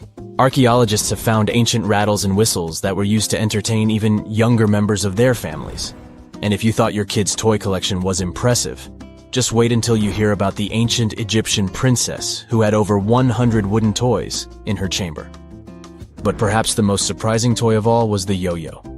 That's right. The yo-yo has been around for over 2,000 years. It was first invented in ancient Greece and was often used in battle, believe it or not. But eventually people realized that it was much more fun to just play with it and do tricks.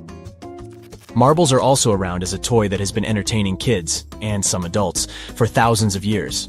Archaeologists have found evidence of marble dating back to around 5,000 years ago in the Indus Valley civilization. Back in those days, marbles were made from all sorts of things. Want to take a wild guess? Okay, I'll tell you. Fruit pits and small pieces of smoothed stone. That's right, those ancient kids were getting creative with their playthings. Some artisans even went the extra mile and crafted marbles from clay. Let's head back to ancient Egyptians and their adorable miniature boats made from ivory, wood, and clay. These miniatures may be acknowledged as toys, but they were also meant to represent crossing over to the other side. Viking kids had similar types of items too. A wooden toy boat over 1,000 years old was found on a farmstead near the coast of Norway. This toy looked like a real boat, and it would have been the ultimate cool thing, just like how kids today go nuts over race cars and drones. You can imagine little ones back then showing off their toy boats to their friends. Many of these toys are still pretty fun to play with today. There are many others left aside, like toy soldiers and spinning tops. Do you want to know more about ancient toys or gadgets from the early days of cinema? So looky here. Scientists discovered ancient artifacts near King Tut's tomb. Turns out, his VIP final resting place looks more like a public graveyard with about a dozen wooden coffins that's been there for around 3,600 years. Okay, I might have exaggerated a tad. The 11 tombs weren't exactly right next to King Tut, but they were close, near the same city of Luxor. New findings in Egyptian tombs can help us piece together what life was like in ancient Egypt. And guess what? Ancient Egyptians seem to have been remarkably like us, modern humans. Say, the women have always loved jewelry, and archaeologists retrieved a beautifully made necklace with 30 amethyst beads and 2 agate beads, plus a hippo head amulet. Bet it was all the rage back then. Researchers also discovered 2 copper mirrors. One had a handle shaped like a lotus, and the other was decorated with Hathor, the ancient Egyptian deity of the sky, women, fertility, and love. These recent excavations near Tutankhamun's burial site led to another jaw-dropping revelation. For the first time in thousands of years, fragments of Queen Hatshepsut's Valley Temple were uncovered. This fearless woman was thought to be the second female pharaoh, who ruled with both courage and wisdom, leaving a legacy as solid as the stones themselves. Her temple, hidden for ages, opens a window into a time filled with power, intrigue, and spiritual devotion. Archaeologists found over 1,000 beautifully decorated stone blocks on the outskirts of Hatshepsut's funerary temple. There were very few women who managed to take the throne in ancient Egypt.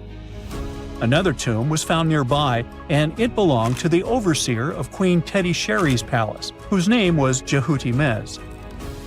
Queen Hatshepsut seems to have even more tombs, aces up her sleeve. These tombs were carved into the rock instead of being built as pyramids, showing a unique ancient perspective on how to protect the soul in the afterlife. Experts managed to retrieve some cool ancient pieces from the site. Toys made of clay, mummy masks, winged scarabs, and some amulets. Sadly, there surely used to be way more artifacts, but over the last centuries, there have been people other than archaeologists to stumble upon this site. It's likely that looters got to these tombs before them and may have taken some valuable items. But they did leave behind some cool stuff for the researchers, like pottery used for offerings of bread and meat, along with archers' bows that connect the tomb's owners to the Egyptian military. Meanwhile, soul protection is way more important than you might think, especially if you're roaming around Luxor looking for ancient secrets. You aren't scared of King Tut's curse, are you? Let me tell you what happened to those who weren't scared, but promise me to take it with a dash of salt, okay? For years, Egyptologists, especially those who believed in paranormal activity, were convinced that there was an unsettling curse surrounding Tutankhamun's archaeological discoveries. This belief stemmed from the mysterious and untimely demise of several excavators who discovered the tomb in 1922 with no logical explanation for why they passed away. It was just easier to chalk it up to something supernatural and avoid the whole mess. But it turns out it wasn't a curse at all. It was likely the radiation that caused those excavators to perish. Now, you might wonder where the radiation came from. After all, while radioactivity was discovered in the 19th century, ancient Egyptians, despite their impressive pyramids, didn't have any radium lying around to make Tut's tomb glow like crazy. So, what could be the real story? It might have been toxic waste behind it all. Toxic levels of radiation from uranium and hazardous waste have been lurking inside the tomb since it was sealed over 3,000 years ago. The burial chamber of Tutankhamun's tomb reportedly has such high radiation levels that anyone who steps inside could easily end up with a fatal dose of radiation sickness or an incurable condition. By the way, you can have a somewhat similar level of radioactivity if you don't get rid of those moldy dinner leftovers you left to perish in your fridge a month ago. But this radioactivity isn't exclusive to Tutankhamun's tomb. Ancient Egyptian artifacts discovery is rewarding yet dangerous due to unusually high radiation levels in Old Kingdom tombs all over Egypt. Geiger counters have detected radiation at 2 sites near the Giza pyramids, and radon, a radioactive gas, has been found in several underground tombs in Saqqara. Interestingly, experts believe that the builders of these ancient tombs were aware of the toxins, as some eerie warnings were carved into the walls of many tombs. One inscription ominously declared, "They that break this tomb shall meet their end by a malady that no doctor can diagnose." Other ominous phrases like "forbidden," "due to evil spirits," only added to the fear that supernatural curses haunted these ancient sites. Ominous signs have stunned archaeologists since forever, but the fear grew even stronger a century ago with the mysterious passing of Lord Carnarvon, who funded King Tut's excavation in 1922 and reportedly explored the treasure-filled rooms, along with several others who entered the tomb.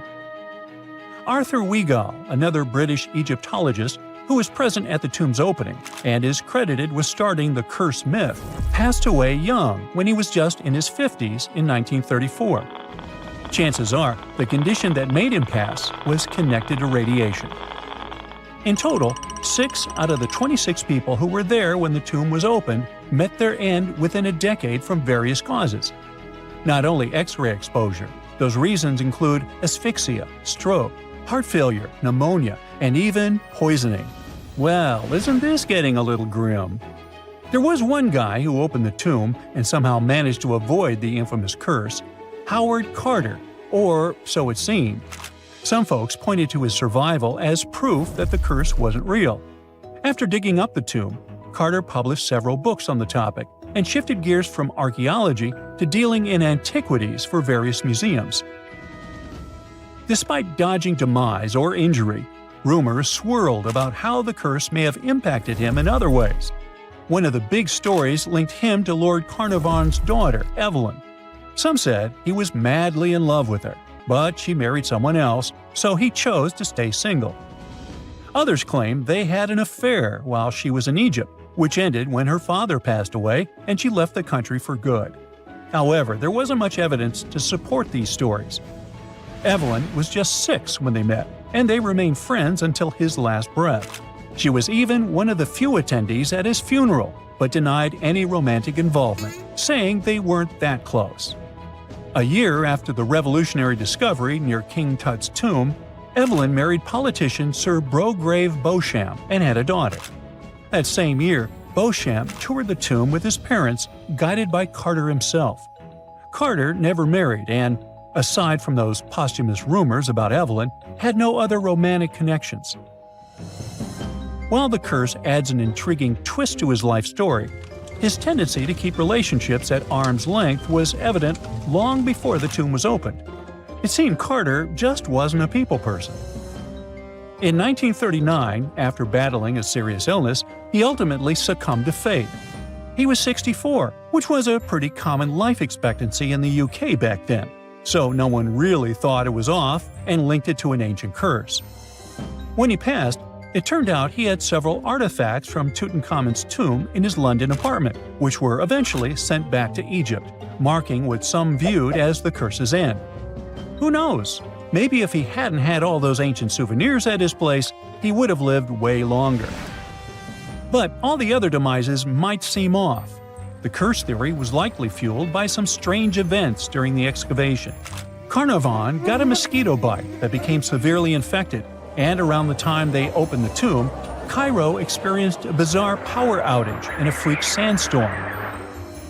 Back in England, the Earl's dog, Susie, managed to escape from Carnarvon's house and began barking frantically at seemingly nothing. At least that's what the staff and family saw. Strangely enough, at the very moment her owner's heart stopped, Susie started howling and fell down without showing any signs of life. Maybe radiation didn't play a crucial role after all, and those were indeed ancient artifacts from King Tut's tomb that made them all perish. Spooky, huh? It's the first day of your long-awaited trip to the Amazon forest. You flew all the way to South America. More specifically, you landed in the city of Manaus. It's the heart of the Brazilian Amazon. So far, you've traveled by air, car, and now water. You are on a tiny boat moving through the dark waters of the Amazon River. Yes, the river is also called the Amazon, and just FYI, it's the second longest river in the world. It loses only to the Nile River in Egypt. The Amazon sprawls for an impressive 2,700 square miles, beginning in Peru and ending only when it meets the Atlantic Ocean off the coast of Brazil. To get a closer look at the forest, you decide to start by exploring it by boat. First up, you watch some piranha fishing. You can even try to catch one yourself if you like. As you may know, piranhas are carnivorous fish that inhabit the Amazon River, so it might not be your best option to go swimming in these waters. One of the most emblematic species of alligators present in the Amazon River basin is the broad-snouted caiman. It looks pretty much like a regular alligator, except for the fact that it has a yellow chin. Your guide leaves the boat and searches the water to show you a caiman up close. He also tells you of another legendary creature that lives in the dark waters of the river, the pink dolphin. Lucky you get to witness a family of pink dolphins showing their fins near your boat. They look magical from the place where you're sitting. You've probably never known dolphins can be pink, huh? After a few mesmerizing moments, you discover that the dolphin's pink color is nothing but an illusion. The animals are originally pinkish-gray, but due to the brown colors of the Amazon River, they look vivid pink when you stare at them from above. Your guide tells you that the pink dolphin is a central character of Brazilian folklore. Locals believe that the pink dolphins can turn into humans and wander off into towns at night. You get off your boat near one of the entrances to the forest. Now you're going to continue your trip on foot. Your guide says that you are venturing into very dangerous terrain. The Amazon is home to some of the creepiest species of wildlife on the globe, but don't worry, we'll get to see a lot of them today. You've come prepared, of course. Bug spray, a raincoat, and your sharp eyes. Inside the jungle, you need to be alert at all times. You may have heard legends of the anaconda, a snake that can swallow animals as big as a cow in one go. Sorry to break it to you, but those are not just legends. Reptiles like these do actually exist. They live deep in the jungle. It right there, moving between the trees. Is it a spider? The so-called Goliath bird-eater is a monster spider. Its legs can grow up to a foot in length, and the spider itself can weigh around 6 ounces. It's also known as the king of tarantulas. You shouldn't get too close, of course. It's not venomous to humans, but its bite can surely sting. As its name suggests, the Goliath bird-eater can even eat birds, as long as they are smaller than it is. Up next, you run into another species of spider that draws your attention. This one is so tiny that you almost don't see it. It's known by the popular name of the decoy spider. You see one of its creations, a gigantic spider built by the tiny Cyclosa spider in order to scare off large predators. This is as amazing as it is creepy. A spider that uses the remains of other insects and dry leaves to create the image of a large spider on its web. If it fools predators, perfect! But to us humans, this work of art looks almost endearing. Who knew there were artists in the arachnid world?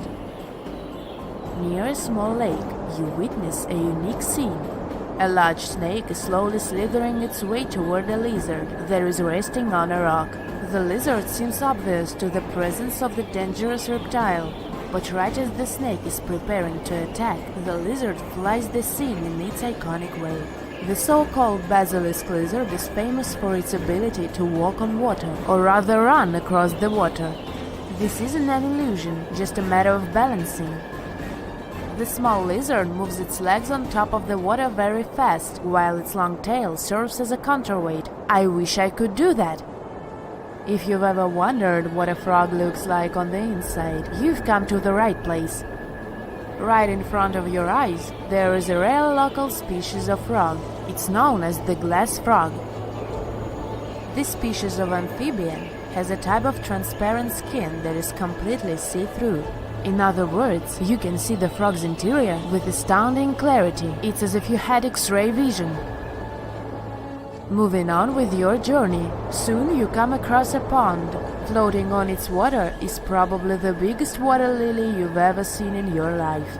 These huge plants are also known as the Victoria Amazonica. They can measure up to 8 feet across and hold the weight of a grown-up person. But I wouldn't recommend trying to climb on it if I were you. Just cause, you know, it's the Amazon forest we're talking about. The wildlife here is amazing, but the forest itself is also a sight. There are over 80,000 species of plants and trees grown in the Amazon rainforest. In fact, you can find 10% of all the world's wildlife in this jungle. An estimated 400 billion trees grow on the gigantic area the forest occupies. Of course, this place is bound to be biodiverse, right? You won't be able to witness this phenomenon during your trip, but your guide tells you about a unique species of tree that is famous for being able to walk. Yep, you've heard correctly. There are walking trees in the Amazon rainforest. They don't have legs or anything like that, but they do move around in search of better lighting conditions. The Amazon canopy is so thick that only 1% of sunlight can reach the forest floor. Because of this, some trees end up getting less sunlight than others. The so-called walking palm trees seem to be adapted to this situation. They grow new roots, which helps them move for 1 to 2 inches per day. They can walk up to 65 feet per year. Maybe that's what inspired John Ronald Reuel Tolkien to create ants, huh? Those are pretty similar tree beings that roam freely around the world. I kid you not, it's not only wildlife that inhabits the Amazon. Actually, over 30 million people live in the forest. And there are also ancient settlements that scientists believe to have been thriving there. And I'm not talking about El Dorado, that's just a myth. But in 2018, a groundbreaking study showed that up to 1 million people probably inhabited the Amazon. Between 1,250 and 1,500 CE. Can you imagine that? Working alongside local indigenous people, researchers from the University of Florida found several mounds in the Amazon. Besides these mounds, they also discovered interesting ditches and geoglyphs. After mapping all of these recurring mounds, scientists understood that this was a sign of an ancient settlement. They found remnants of carefully designed walls centered around plazas. This could only mean that these ancient cities were big and could host hundreds of thousands of people. These findings brought back the idea that the Amazon could have been home to thriving civilizations way before the Europeans arrived there. But rather than cities drenched in gold, they were simply well-developed agricultural societies. It was September 7, 1695, somewhere at sea near the Horn of Africa. A merchant ship laden with treasure was sailing from present-day Yemen to its home port in India. Its escort had previously been captured by pirates, and now it was their turn, as they spotted a frigate approaching them fast. From its mast pole, a red flag with a Jolly Roger on it fluttered in the wind. Once the battle was over, a British pirate named Henry Avery sailed away with one of the biggest catches ever. It all happened during the golden age of piracy, from 1690 to 1730. At that time, all ships sailing across the Atlantic Ocean feared the European pirates, and you could hear "Arr, matey" in taverns on several continents. From the coast of North America all the way to South America, they would engage merchant vessels and steal their cargo. The Caribbean was a real hotspot for piracy. Do the names Blackbeard and Captain Kidd sound familiar to you? Or is it just me who read too many pirate stories? Anyway, as the 17th century drew to a close, the thirst for wealth made some pirates sail down the eastern coast of Africa and into the Indian Ocean. This is how Avery ended up so far in the east, but he was not the only European to sail in that direction. At the time, the Indian Ocean was teeming with merchant ships, as convoys transported luxury goods or pilgrims from Mecca in the Arabian Peninsula to the Mughal Empire in what is today India. Their rich cargo included silk, spices, incense, and perfumes. In addition to these goods, the East India Company transported everything from cash to jewels on behalf of several European empires, such as England, Netherlands, and France. Sounds pretty much like any pirate's dream, doesn't it? The most attractive targets were ships that belonged to the Mughal emperor, whose impressive realm covered nearly the entire Indian subcontinent. Back in the Caribbean, cloth, timber, and spirits were the most common types of cargo. It didn't seem good enough to the most ambitious pirates. They set their minds on more luxurious catch: gold, gems, and silver they could get in the Indian Ocean. Adam Baldridge, who was a wanted man in British-ruled Jamaica because he took a man's life, was among the first to arrive. Through not-so-honest means, in 1691, he managed to establish a safe haven for pirates on St. Mary's Island, near the remote northern coast of Madagascar, 250 miles off the African mainland. The place sat close to major shipping routes between Europe and Asia. Talk about an ideal location. The pirates made sure to fortify the island. As you can guess, they didn't like unexpected guests and enjoyed staying there, having fun in safety. A Frenchman, Olivier Levasseur, and his English colleague, John Taylor, were among the most successful of those islanders. In 1721, they easily captured a Portuguese treasure ship. It didn't go so smoothly, though. A serious storm damaged the ship, so they had to dock at the island of Reunion for repairs. There were important individuals aboard, such as the Viceroy of Portuguese India and the Bishop of Goa. But the loot was the pirate duo's biggest feat. Cash, diamonds, and porcelain worth hundreds of millions of US dollars in today's money. The catch was so enormous that the pirates didn't even bother to rob the rich passengers. But even this heist couldn't overshadow what Henry Ivory had achieved 26 years earlier. We don't know a lot about the life of this Englishman, except that he was born in Plymouth and that he served in the Merchant Marine. In 1694, Ivory became the first mate aboard Charles II, a privateering ship hired by the Spanish crown. Such ships were privately owned and engaged by nations during major conflicts with other nations. Ivory's ship had an important mission of tracking French smugglers in the Caribbean, but soon the tables would turn. Ivory was good with words and led a successful mutiny in 1694. After he left the unfortunate captain ashore and renamed the ship Fancy, the new captain set sail for Madagascar. There, news reached Ivory that a large fleet of 25 ships was soon to leave for its home in India. Apart from pilgrims, the fleet included several treasure ships owned by the Grand Mughal of India himself. Ivory didn't waste time and assembled an armada of 6 ships to go after the Mughal convoy. As soon as they spotted the fleet, the pirates started a chase. They managed to board an escort vessel, stealing gold and silver worth more than $17 million in today's money. And if that wasn't enough, Ivory and his men went after the flagship named Ganjai Savai. It was the biggest ship in all of India at the time that could protect itself better than the whole fleet combined.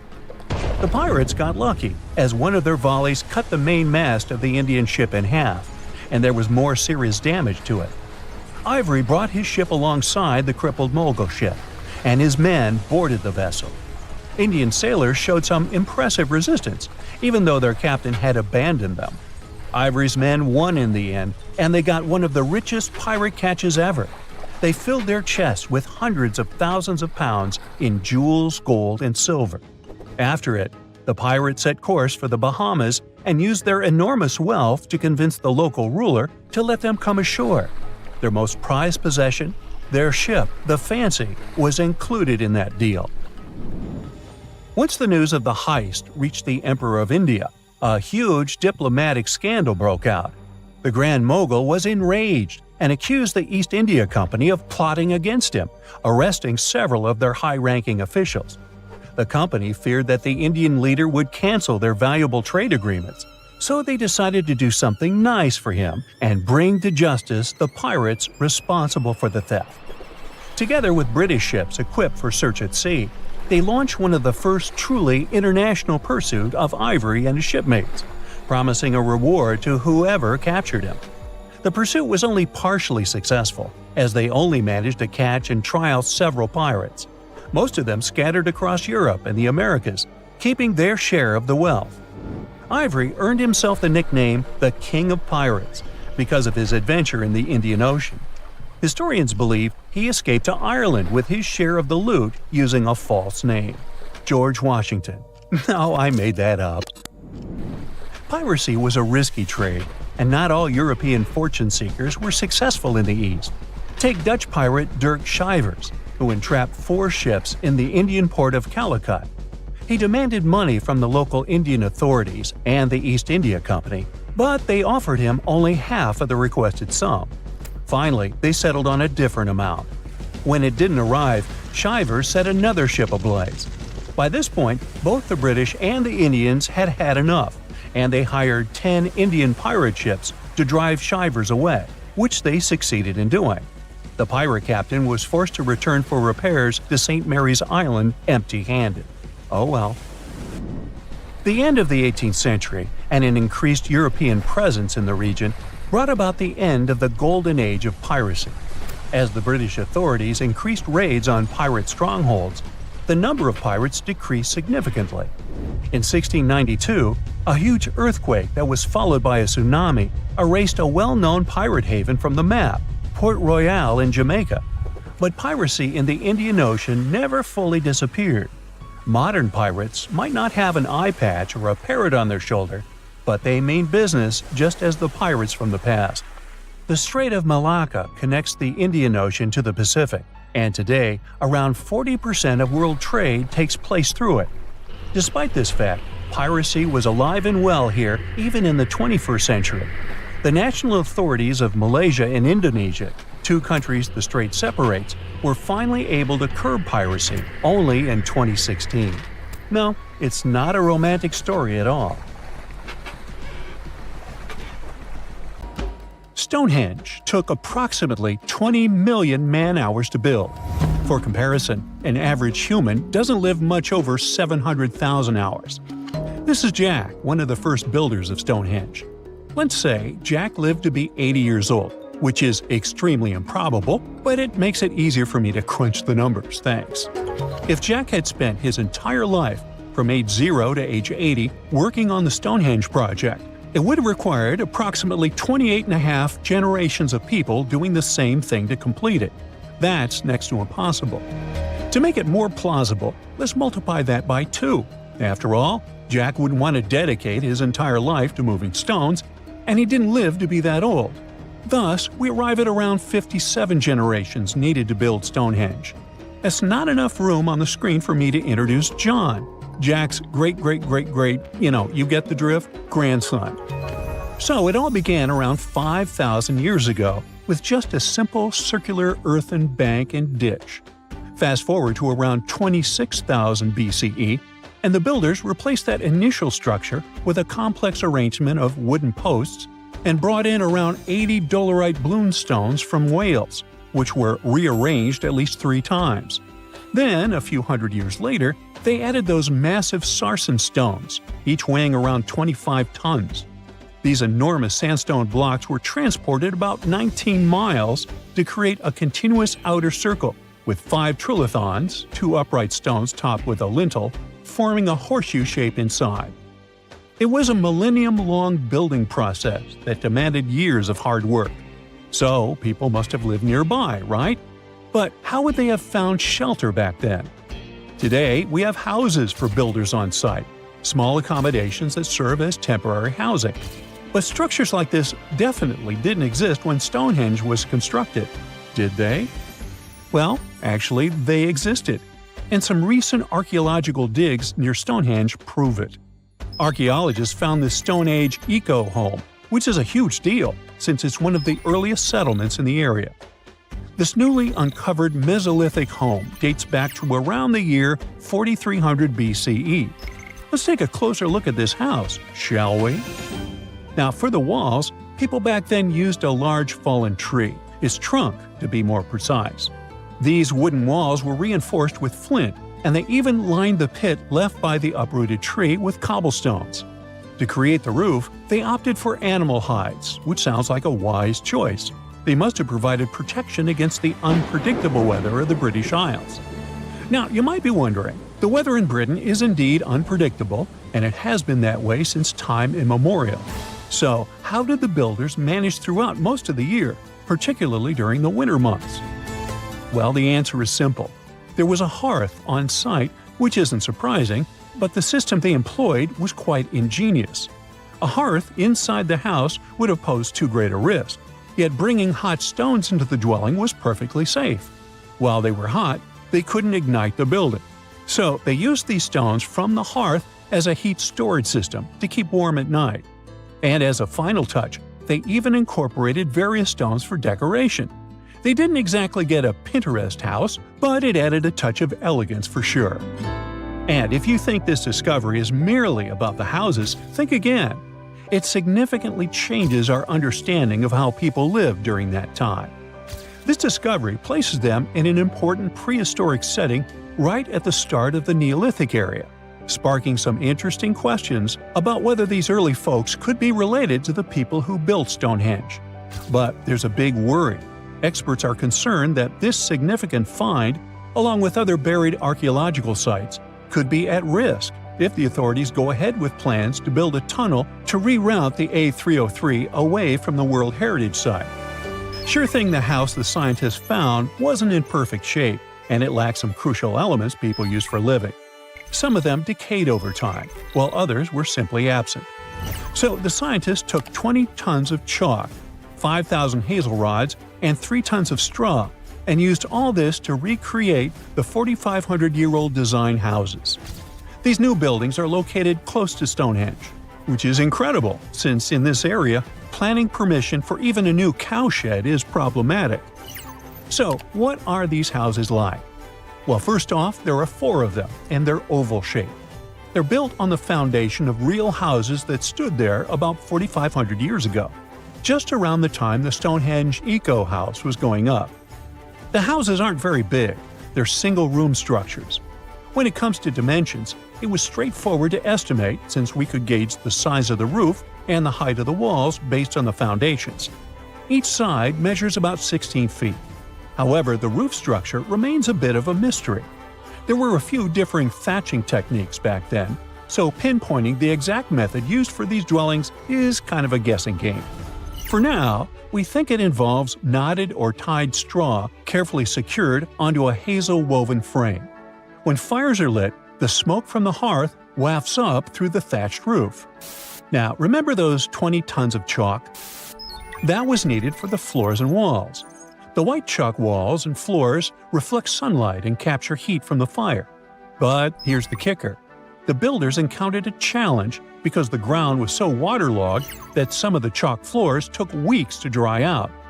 By the time they should have been bone dry, they were still as sticky as chewing gum. Now, it's safe to say people 4,500 years ago faced similar struggles, and we can really appreciate what they went through while building their homes.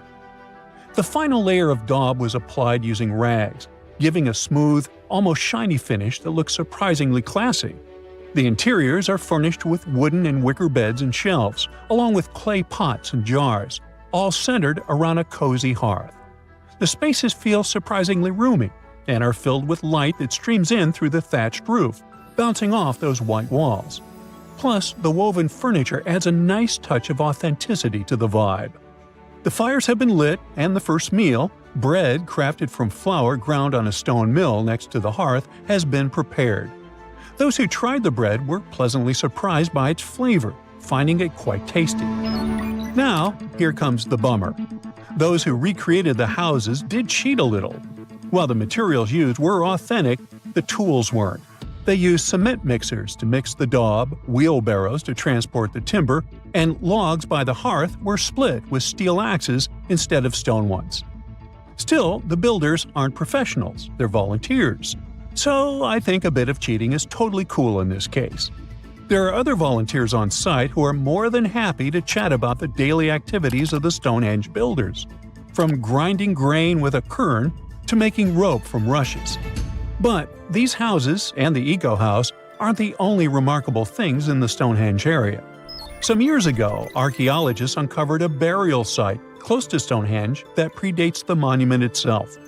This Neolithic long barrow, dating back approximately 56 to 5,700 years, likely contains the remains of some of Britain's earliest inhabitants.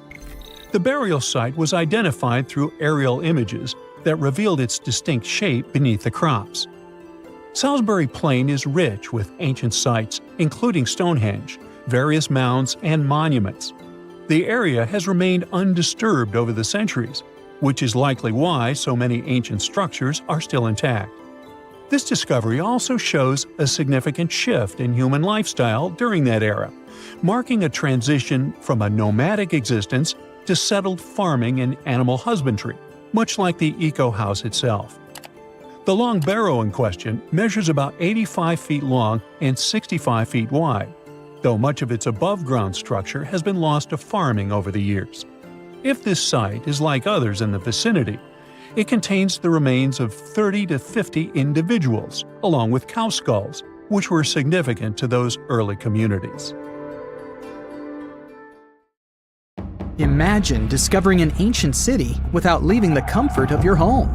In 1963, a man in the Nevşehir province of Turkey did exactly that. He was renovating his house. He knocked down a wall in his basement and found a mysterious room. He continued digging and saw a tunnel. This is how Derinkuyu underground city was found. Derinkuyu is one of the deepest multi-level underground settlements of Cappadocia and in all of Turkey.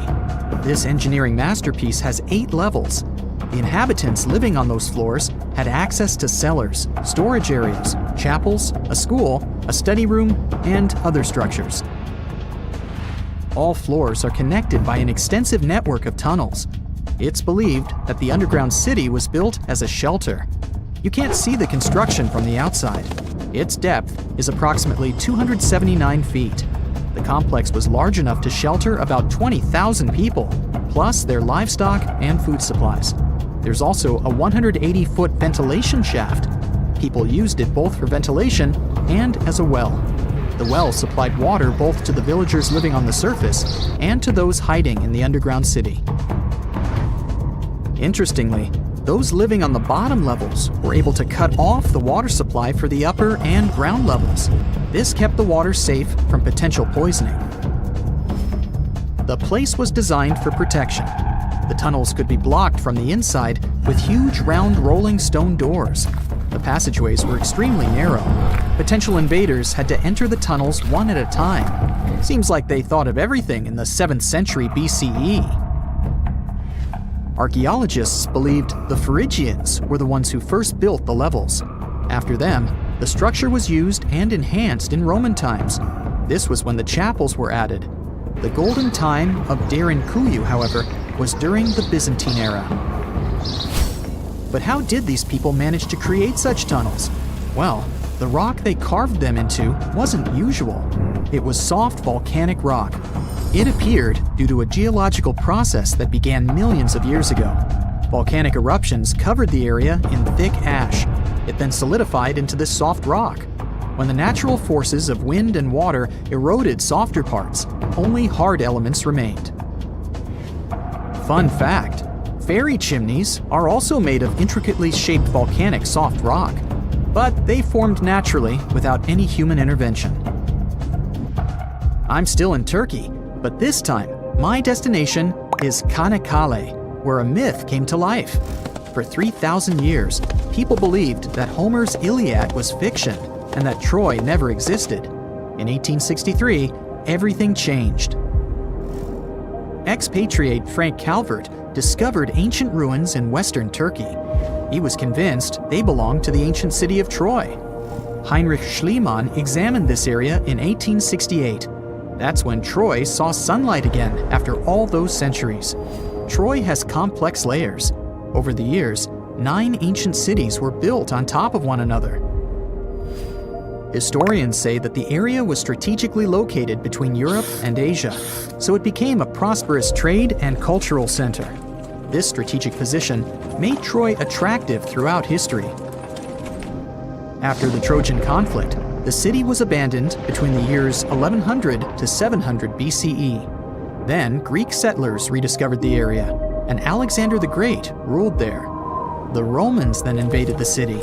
Speaking of this event, the first thing you would see when visiting the site is a replica of the wooden Trojan horse from a movie shot in 2004. The next stop is Lothal. In the 1950s, Lothal and several other Harappan sites were discovered in India. These new provinces extended the boundaries of the Indus Valley civilization. Lothal was an important part of the Harappan civilization. It had vast cotton and rice fields. Plus, it had a bead-making factory. Beads were made from semi-precious stones, like agate. Many of these beads were later found in Mesopotamia, which serves as evidence that Lothal was a thriving trading port.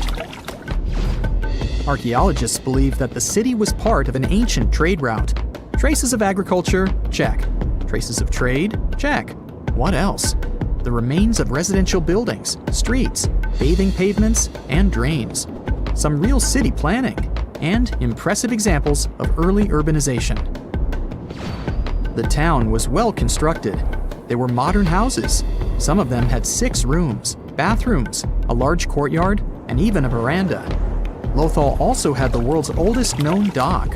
It linked the city with the Sabarmati River and the trade route. The ancient Mayan city of Calakmul is located in southern Mexico in the tropical forest of the Tierras Bajas. From 500 CE to 800 CE, Calakmul was home to over 50,000 people. There was a central plaza surrounded by outer districts. And if we count both the inhabitants of all those outer areas and those who lived in the center, Calakmul had a population of more than 1.5 million people. It was a city that was habitable for 12 centuries. It's believed that the place had more constructions than any other excavated Maya settlements in the region. After 1000 CE, the Maya civilization there faced a downfall. The settlement that was once the center of Mesoamerica was almost completely abandoned. The ancient city was at the heart of the second largest tropical forest in America. The site is well preserved, so today, if you were to visit it, you would be able to picture what life looked like in ancient Mayan times. The city remains include architectural complexes and sculpted monuments, defensive systems, quarries, water management features, agricultural terraces, massive temple pyramids, and palaces, not to mention a variety of body ornaments and other accompanying objects. It proves that complex state-organized societies lived in this tropical forest. The Mayans depicted nature in their paintings, pottery, sculptures, rituals, and even food. I'm moving on to a place people thought didn't really exist. The city of Thonis Heracleion appeared only in a few inscriptions and ancient texts. Turns out, it was waiting to be discovered for thousands of years. Scientists searched the majority of the coast of Egypt. But then, archaeologist Frank Gaudio and his team detected a colossal face looking at them from under the water. The ancient city of Heracleion was discovered completely submerged 4 miles off Alexandria's coast. In the ruins of the lost city, there were 64 ships, 700 anchors, and a treasure trove of gold coins. Archaeologists consider a 16-foot tall statue and the temple remains the most important findings discovered by the expedition. Back then, the city had ceremonies and celebrations that took place in the Temple of Amun. The ruins and artifacts were made from granite and diorite, so they were in good condition even after having been in contact with water for centuries. They give people a glimpse into what life was like 2,300 years ago in one of the most important trade ports of the world. The city had a network of canals. You can think of it as an ancient Egyptian Venice. The canals linked many separate harbors and anchorages. Towers, temples, houses, and other structures were also linked by bridges. Thonis Heracleion was the country's main port for international trade and the collection of taxes. No one really knows how the city ended up submerged, but archaeologists connect it with natural causes. At the end of the 2nd century BCE, most probably after a flood, Heracleion got covered with water. Then, Alexandria, the city founded by Alexander the Great, became more glorious than Heraclion. Before Alexandria's fame, Heraclion was the main port of entry to Egypt. So, after the disaster, many ships heading for Heraclion had to change their route and go to Alexandria. Heraclion lost its glory until its rediscovery in 1933. Mesa Verde is an American national park in Colorado. The park is the largest archaeological preserve in the U.S., with more than 5,000 sites, including 600 cliff dwellings. Mesa Verde means green table in Spanish. The name comes from the shape of the mountains in the area, with flat tops and steep sides. The park is an ancestral Puebloan archaeological site. Starting from 7500 BCE, a group of nomadic Paleo-Indians seasonally lived in Mesa Verde. They were hunters, gatherers, and crop farmers. They built the first pueblos in the region. By the end of the 12th century, the Mesa Verdeans began constructing massive cliff dwellings, which are now the best-known structures in the park. Now, if you were to check out the Sahara from space right now, instead of a barren wasteland, you'd spot a surprising sight. Dry land sprinkled with some lakes and rivers in Morocco and Algeria, all thanks to some heavy rains in early September 2024.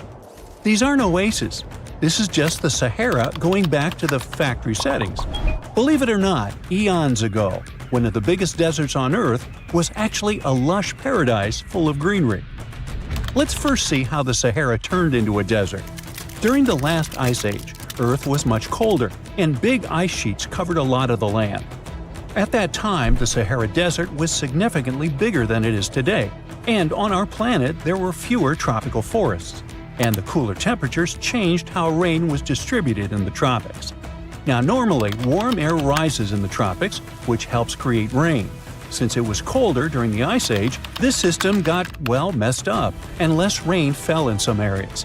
This caused more dry and desert-like conditions in places that are usually wetter. There was also a lot of dust blowing around in the Sahara Desert, which scientists found in old ocean sediments. But about 12,500 years ago, something surprising happened. The dust levels went way down. This meant that the Sahara got a lot wetter, which is a sign that the climate suddenly warmed up for a while before cooling down again. After 12,500 years ago, the Sahara became a much greener place, like a savanna, because a weather pattern called the Intertropical Convergence Zone, a mouthful indeed, moved north during summer. This wet period was at its best around 4,000 years ago, when temperatures were a bit warmer than today. At that time, more rain fell in the Ethiopian highlands, which made the Nile River carry more sediment. However, there was another big change called a Heinrich event, which caused the Intertropical Convergence Zone to move back south. This led to the Sahara and Arabian regions drying out quickly. Because of this, the Nile River had much less flooding between 2700 and 2100 BCE. Long story short, well, too late for that. The Sahara has gone through wet and dry cycles due to changes in the climate and weather patterns over thousands of years. Up until recently, we've known about the Sahara in its dry era, but in September 2024, an unusual cyclone rolled through. It hit Morocco, Algeria, Tunisia, and Libya, and filled those dry lakes and rivers. The satellite images from NASA of before and after the rains are stunning. It's like the Sahara has had a makeover. Some areas in North Africa received up to 8 inches of rain. For comparison, Seattle gets about 40 inches per year, only 5 times what the Sahara received. I say only for one simple reason. Seattle has a reputation for being quite rainy, while the Sahara does not. The tricky part is those 8 inches. Essentially, the entire yearly quota for this area fell in a matter of moments. So, in a way, it might have felt rainier in the Sahara than in Seattle. The mountains funnel the water into ephemeral lakes in northern Algeria, which recently expanded to over 70 square miles and reached depths of more than 7 feet. That's enough water to sustain it for a year. So what exactly are these ephemeral lakes? Well, they're basins that fill up for a short time each year, but might stay dry for several years if the rain doesn't cooperate. Sometimes water flows into them from a small surrounding area, or it can just be good old-fashioned rain. Now, a big question arises: how come these lakes exist in the first place? Well, generally they form because there's excess water trapped on the surface. But the soil in the Sahara is incredibly dry. Shouldn't it act like a sponge? It must be thirsting for moisture. Well, think about how eagerly your potted plant drinks up water when you return home from a vacation. However, no matter how parched it is, dry soil can only absorb a limited amount of water, which is often quite small. And just like your potted plant, it doesn't necessarily drink it all. You might simply be overwatering. Or, if you check the saucer below, you could find a mini flood. Another significant factor preventing the soil from absorbing water is the lack of vegetation. Under normal conditions, trees, shrubs, and various plants help retain moisture. In the desert, however, it's nearly impossible. There may be a few palm trees, but that's about it. This also explains the formation of those temporary lakes. Precipitation that isn't held by plants accumulates in low-lying valleys and depressions, creating these fleeting bodies of water. These lakes may only last for a limited time, but that doesn't mean they shouldn't have names. For instance, the beautiful lake adorned with swaying palms that you see is called Lake Yasmina, located in the oasis town of Merzoga. In certain areas of the desert, where the dunes rise, it may appear as though you're looking at a mirage, but it's not. The sand dunes are partially covered by water. Remember how I mentioned 8 inches? Well, that's not entirely accurate for some regions. In fact, there are places where the flooding is so extensive that the palms are submerged up to their crowns. Now, the last time we saw a downpour this intensive was 30 to 50 years ago. But this rain is more than welcome.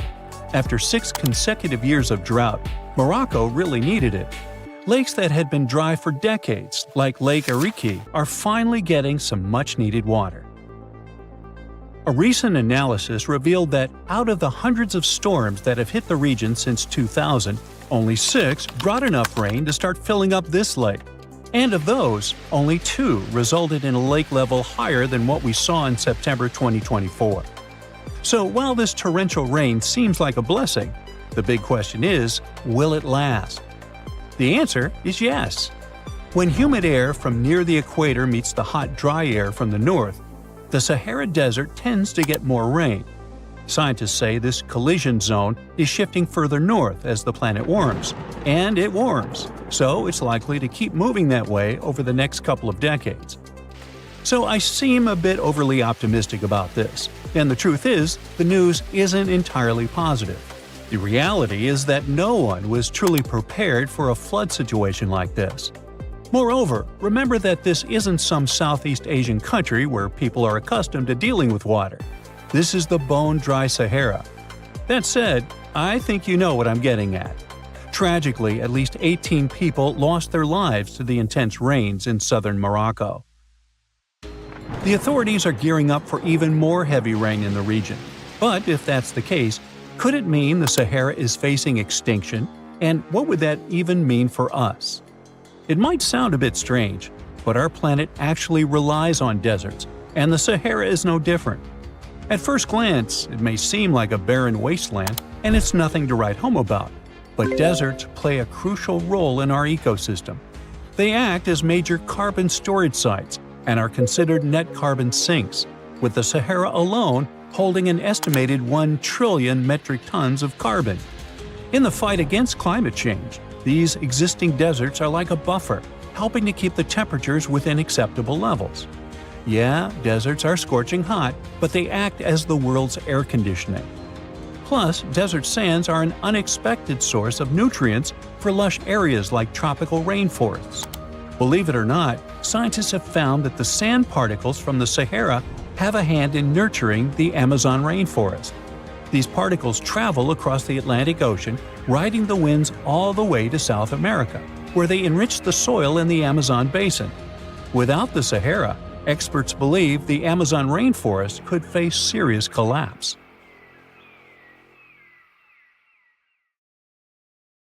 A girl, once and beautiful, ended up in a grave with a huge sickle across her neck.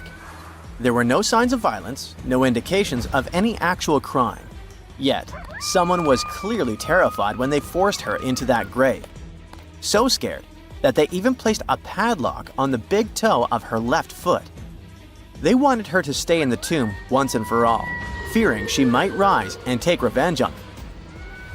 So, a whole community turned against a young lady who wasn't even over 20 years old, deeming her to be of ultimate danger. Do you see what I'm driving at? Let's test your historical knowledge. Who has been feared throughout human history to such an extent that commoners couldn't shake off that lingering sense of dread, even after their passing? If you say witches, warlocks, and vampires, you'd be completely correct. Just a little hint here. If you can't overpower someone physically, you can do it supernaturally. Well, that's at least what people used to think back in the 17th century. Not only was there a sickle and a padlock, but there were also signs of an attempt to twist the girl's corpse in the grave and turn it face down. This attempt had failed, leaving her spine buckled and twisted. By the way, the padlock wasn't necessarily meant to lock a vampire. It was more likely a talisman against evil spirits. That's a peculiar and, let's face it, very cruel way to bury someone. Yet it was a common practice for creating anti-vampire burial sites. The methods for preventing vampires from rising were quite elaborate. First off, let me introduce a term. Anti-vampire graves, known as revenant graves, date back thousands of years and have been found in various locations across Europe. Europe, you heard that right. Now before you say, hey, vampires are a Romanian thing, Dracula, duh, let me convince you otherwise. They are a part of all European folklore, meaning you can find references to them throughout Europe. With new settlements in America, vampire lore spread there too, eventually turning into the Twilight Saga. These anti-vampire burials are characterized by evidence of precautions taken to prevent those who bit the dust from rising. Such measures could include placing large stones on the deceased's legs or even piercing the body with a lance to fix it to the ground. To be completely safe, they could also consider removing the head from the torso. So, burying the body face down, cutting off the head, and pressing the body with a stone were the methods used to keep someone believed to be a demonic being from leaving the grave. Let's return to the poor lady, or rather, the girl. A couple of archaeologists, Dariusz Poliński and his partner, Magna Durodzka, who happened to be partners in both crime and life, stumbled upon her grave. Strangely, all of her 206 bones remained untouched. Yet no gravestone, no name, nothing. Just a lonely grave on a hill in northern Poland. Poliński, a professor of archaeology, and Zagrodzka began piecing together the story of the woman they eventually named Zosia. Carbon dating suggested she had been about 18 years old and had passed away about 350 years ago during a chaotic time in Poland's history. There is little documentation about this graveyard, which seemed to serve as a resting place for individuals marginalized by the community. Was Zosia a poor girl who had been marginalized because life forced her into the worst situation a lady could face? Not really. As the archaeologists delved deeper, they stumbled upon some hints that indicated she might have hailed from a rich family. Her burial featured a stylish bonnet, and the delicate silk along with shiny silver and gold threads found with it suggested that it was part of an elegant headdress. This all pointed to the idea that she had some serious status or wealth. But the way she was buried indicated her outsider status in the village of Pien. Perhaps her presence there was unwanted, hence the idea of her being a vampire, backed up by the manner in which she was forced into the grave and held there. By analyzing the structure of her skull and extricating DNA from her skeleton, scientists created a reconstruction of what her face might have looked like. The specialists meticulously reshaped Zosia's likeness using modeling clay on a 3D printed model of her skull, which proved to be a deeply moving experience. They remarked that while they often worked on face reconstructions, in this case, they also sought to restore her dignity. Utilizing these three methods, the team reconstructed Zosia's 400-year-old face, revealing the human story buried beneath supernatural beliefs. It's ironic, isn't it? First, People tried their hardest to make the world forget her face and prevent her from ever coming back. 400 years later, people did everything they could to bring her back to life. Her picture now is all over the internet, yet we will never see the faces of those who buried her. Alas, this reconstruction project only allows viewers to visually connect with Zosha, but her true story remains a mystery. But what we know for sure is that people who were deemed vampires were badly discriminated against, to say the least. Rumor had it that hungry vampires would even steal people to quench their thirst. Let's use math to prove this rumor wrong and prove that Zosha wasn't one of them. Back in the year 1600, there were only 537 million people worldwide. Yeah, this data may not be very accurate, but it's pretty close to reality. A physicist, Kostas Eftimiou, calculated that if a vampire had been drinking one person's blood each month, humanity would have faced extinction within a few years. Starting with one vampire and a population of 537 million in 1600, this math shows we'd have no humans left by July 1602. But here we are now. Well, while placing a stone on a corpse to make sure the vampire doesn't rise may be something new to you, there are also a bunch of stereotypical things associated with these creatures that you definitely know, such as garlic and mirrors. Funnily enough, even though it's all based on a bunch of superstitions, there's pretty good logic behind the garlic thing. You see, it contains a special compound called allicin, which is a powerful antibiotic. While people back then couldn't know what an antibiotic was, they noticed garlic was pretty effective against various conditions. Since they believed vampires were created by a particular blood condition, they also believed garlic could defeat a vampire. And there's more. There's actually a blood condition called porphyria, which makes people look like real vampires. Their skin is pale and their teeth get bigger as their gums shrink. And guess what? People who have porphyria cannot consume garlic, as it worsens their condition.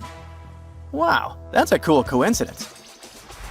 The next superstition is a bit fresher, and it's about vampires avoiding mirrors. The first known reference to the mirrors comes from the book Dracula in 1897.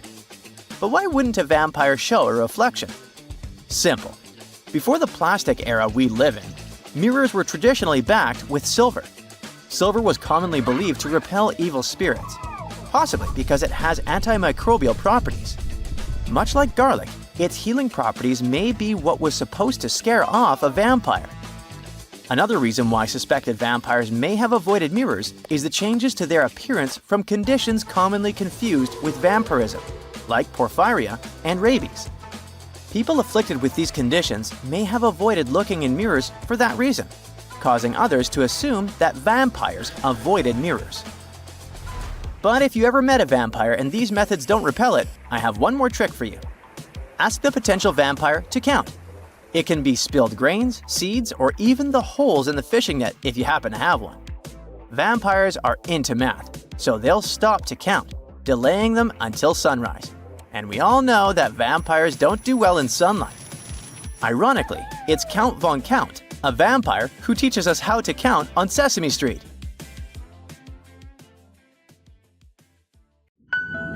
Being afraid of the ocean is a very understandable fear. We have it in our genes. In the past, humans had to avoid certain dangerous situations, like big animals and deep bodies of water, in order to survive. Plus, we've only explored 5% of the oceans, so we never know what we can stumble upon there. In regular conditions, GoPro is just a camera. But if you find it lying at the bottom of a 400-foot pit in the middle of the Caribbean Sea, that will make your blood run cold. I know 400 feet may not seem like much, but a person who is deep diving for fun usually can swim from 59 to 98 feet deep only, unless they're a professional diver. But say you made it to that pit and retrieved that GoPro. That would have still been fatal to you. In this specific hole where the camera was found, there would be a layer of hydrogen sulfide, a very dangerous and foul-smelling gas, at the mark of 300 feet. The gadget was 100 feet lower, alongside its owners, two long-lost explorers. To this day, very few people manage to dive this deep and go back unscraped. In fact, the deceased explorers were found only with the help of submarines. Now, you might be curious about the content of the GoPro. In stories like this, we expect proof of foul play or sinister footage. But the only thing found there were the images of happy times the explorers had during their trip. A sad ending to a vacay. Now, in deep waters, you can also find many species that seem to be otherworldly, but in a cute and interesting way, like the alien sponge. This fun little fella is a sponge first seen near the Mariana Trench in 2016. It's actually part of an ecosystem dubbed Forest of the Weird. Okay, this makes it sound a bit creepy. And what adds to the weirdness is the fact that the alien sponge had two little holes that resemble little eyes, so like it's peeking at you. Ah, another fun fact? The skeleton of this type of sponge is made of glass. And if you're afraid of cockroaches, I'll let you take a deep breath here. Ready? Cool. Because on the ocean floor, there are more than 20 different types of giant isopods, beetle lookalikes, that can be as big as 14 inches. Yikes! But fear not, these guys usually roam the ocean floor for food. So, unless you dive 7,000 feet, which we've just seen is not possible, you won't run into them. Now, despite the horror movie name, the bloody belly comb jelly is actually a fascinating creature you can also find in the ocean. They live in the twilight zone of the ocean, which is between 820 and 4,900 feet below sea level. Pretty far from where you usually soak your feet. But what's so cool about this jelly is its color. Because in the twilight zone, the light is very scarce. Many animals either emit a faint glow, like the anglerfish, or create a camouflage. The jelly here is blood red because, in the pitch-black darkness of the ocean, other animals won't see a digesting, colorful, bioluminescent prey inside its stomach. Besides, the jelly has a row of combs that spark a very beautiful iridescent light. Beautiful and lethal. Humans also have their fair share of contribution to the weird fest that is the ocean floor. Depending on where you swim, you might just find parts of rocket engines used during the Apollo program. Now, when a rocket is launched into space, parts of it are dropped into the ocean where it runs out of propellant, making the rocket itself lighter. And a part of the Apollo 11 rocket engine, yes, that one that first took humans to land on the moon, was actually recovered from the ocean after more than 4 decades. And you can see it at the Museum of Flight in Seattle. Not a space fan? Well, there's something for the Oregon Trail lovers too. There are 2 locomotives living their best lives, or worst, depending on your point of view, just off the coast of New Jersey. They're from the 1850s and are sitting under 90 feet of water. They probably fell off of a transportation ship during a rough storm, or were intentionally pushed over the barge so that the ship didn't sink.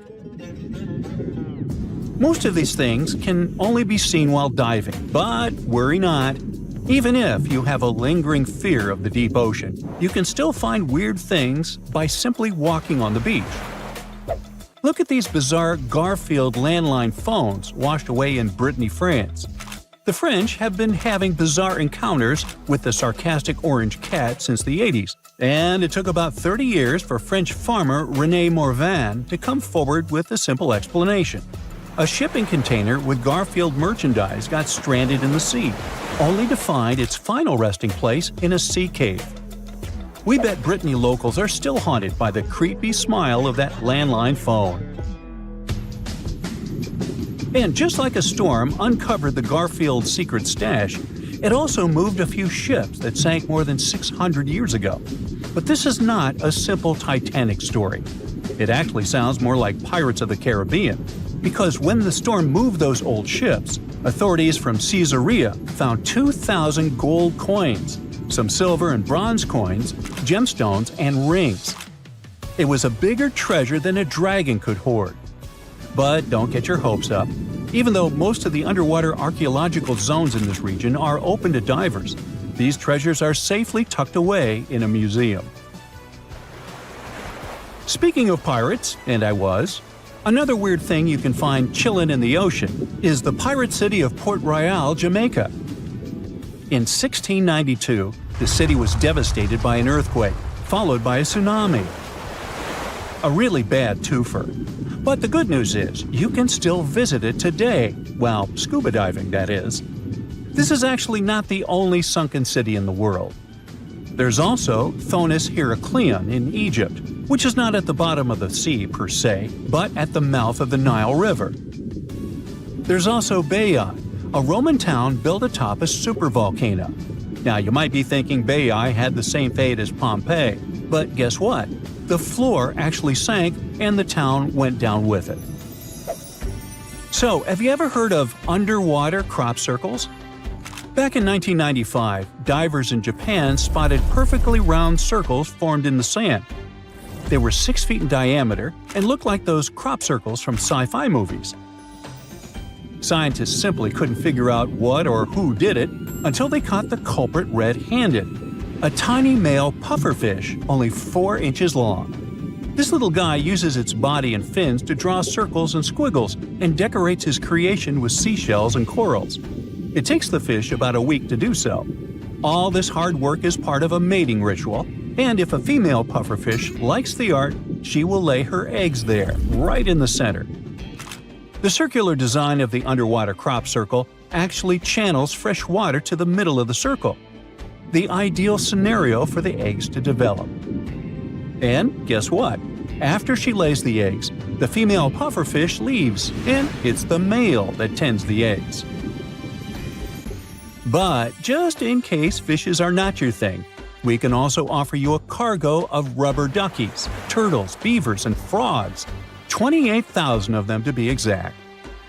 These bath toys were traveling from China to the US, but much like our friend Garfield, were caught in a storm in 1992. From the North Pacific, our friendly duckies and beavers made their way to the UK by 2007. But some were bolder and traveled to Australia, Indonesia, Chile, Hawaii, and even Alaska. Now, have you ever seen a strange thing washed up by the beach? Let us know in the comments. Bye. If you walk through this small stone doorway in Hierapolis, Turkey, you might never come back alive. Back in ancient times, people thought it was some sort of portal to the underworld. Romans would go in carrying perfectly healthy bulls, but after a few minutes, they would watch these animals collapse as if hit by some mysterious force. But what's even weirder is that nothing happened to people. They could walk in and out just fine. Now, recent studies might have an answer for these eerie happenings, and it all has to do with people's heights. The gate, known as Plutonium, named after Pluto, the deity of the underworld, is a stone doorway leading to a small 32-square-foot cave. But the real danger is what is going on beneath it. Hierapolis is a super active geological area, and there's a big crack under the city that constantly emits volcanic carbon dioxide, which comes up as a visible mist. During the day, the sun dissipates the gas. At night, the gas forms some kind of a carbon dioxide lake on the sheltered arena floor. At dawn, you need to get out of there before it's too late. This whole place can turn particularly life-threatening right before the sun rises, when the carbon dioxide concentration, about 15 inches above the arena floor, reaches 35%. That means birds, bulls, and even humans can suffocate and pass away in just a couple of minutes. But there is a scientific reason that explains how Romans could get out of there unharmed. The carbon dioxide concentration drops quickly with height. So animals perished while their handlers, being taller and standing up, could walk out and breathe safely. Most people can't stay inside the Begarn fort after sunset. This 16th century fort, located about 146 miles from Delhi, is known as one of the most haunted places in India. During the day, the area is bustling with visitors who can walk through the main gate of this once grand fort city and check out the ruins of temples and palaces. But they will also see this big sign at the gate that dramatically warns everybody that all access is strictly forbidden after dark. That's probably because at night, according to locals, women can be heard screaming and crying in that place, along with the sounds of bangles breaking and strange music. Others have reported seeing shadowy figures and flashing lights among the ruins, or even smelling a strange perfume floating around. Iwatano-Yabushirasu is one of Japan's most restricted forests, located in Ichikawa. The forest itself is a small area, covering just a little more than 40 square yards, and it is mostly a thick patch of mosu bamboo. Its location next to a parking lot and modern buildings makes it seem less intimidating, but don't be mistaken by its appearance. Since at least the 19th century, people have said that anyone who enters this forest is bound to disappear and never be seen again. So, as soon as you arrive, a sign near the forest tells you about its history and the curse believed to be linked to it. Some rumors suggest the creepy presence of an ancient samurai lord walking around. Other legends say that the forest hides a bottomless pit filled with poisonous gas. Whether these stories are true or not, today, the area is enclosed by stone walls, and entry is still strictly prohibited. In a valley called the Dark Entry Forest in Connecticut, you will find Dudleytown, but you definitely shouldn't go inside. Not only has the land been private property since the 1920s, but it is also known as one of the spookiest places on Earth. This place was first settled in the early 1740s, and many of the original settlers were from the Dudley family. That's why it's called Dudleytown. There's a local rumor that the town's founders were descended from Edmund Dudley, an English nobleman who lost his life for treason. The legend says this curse followed the Dudley family all the way across the Atlantic to America, and their misfortune is said to be responsible for crop failures, mental problems, and several tragic incidents in the village. Again, it is all just rumors, since historians haven't found any real evidence to support these claims. Still, the pitch-black surroundings and the eerie Blair Witch Project vibe going on in that place fueled ghost stories in the 1980s. This led to many cases of vandalism in the following decade, and because of that, the landowners closed the area to the public. This old abandoned building used to be the fancy palace of King Farouk's family, who was the penultimate king of Egypt back in 1936. After his family members passed away, the palace was turned into a morgue. Locals say that today, the whole place is super creepy and off-limits. Some people have reported seeing light bulbs flicker and shadows move around, making strange noises. Once, a group of kids allegedly went inside and totally freaked out when they found all the doors had suddenly disappeared, leaving them in complete darkness. They had no choice but to start screaming for help. This Hawaiian island has been off-limits to people for over a century. It's called Ni'iau and is the smallest inhabited island in Hawaii, covering around 69.5 square miles. It has around 84 residents. The island doesn't have cell phone service, paved roads, or power lines, just solar panels for electricity. A single family has privately owned the island since 1864, when a Scottish farmer bought it for $10,000, which would be around $250,000 today. The island has stayed in the family, passing down to its descendants, the Robinsons. They have kept it private ever since, so access is highly restricted and basically by invitation only. The Erdstall tunnels are a network of about 2,000 mysterious underground passageways mainly found in Central Europe, especially in Austria and Bavaria. These tunnels are usually narrow and cramped, often just wide enough for one person to squeeze through at a time, and they are believed to date back to the Middle Ages, as far back as the 12th century. What's really puzzling about these tunnels is their purpose. Despite a lot of research, nobody really knows why they were built. There is a theory that they were used for storage, but since many of them are below the waterline and occasionally get filled with water, that doesn't seem very practical. These tunnels have very light, almost claustrophobic sections and sudden drops, which doesn't seem practical for other straightforward uses like escape routes, hiding places, or even spiritual purposes. To make things even more mysterious, there is a complete lack of artifacts, which makes it even harder for researchers to figure out what these tunnels were really for. Since 2019, adventurous people can get arrested if they try to climb this rock.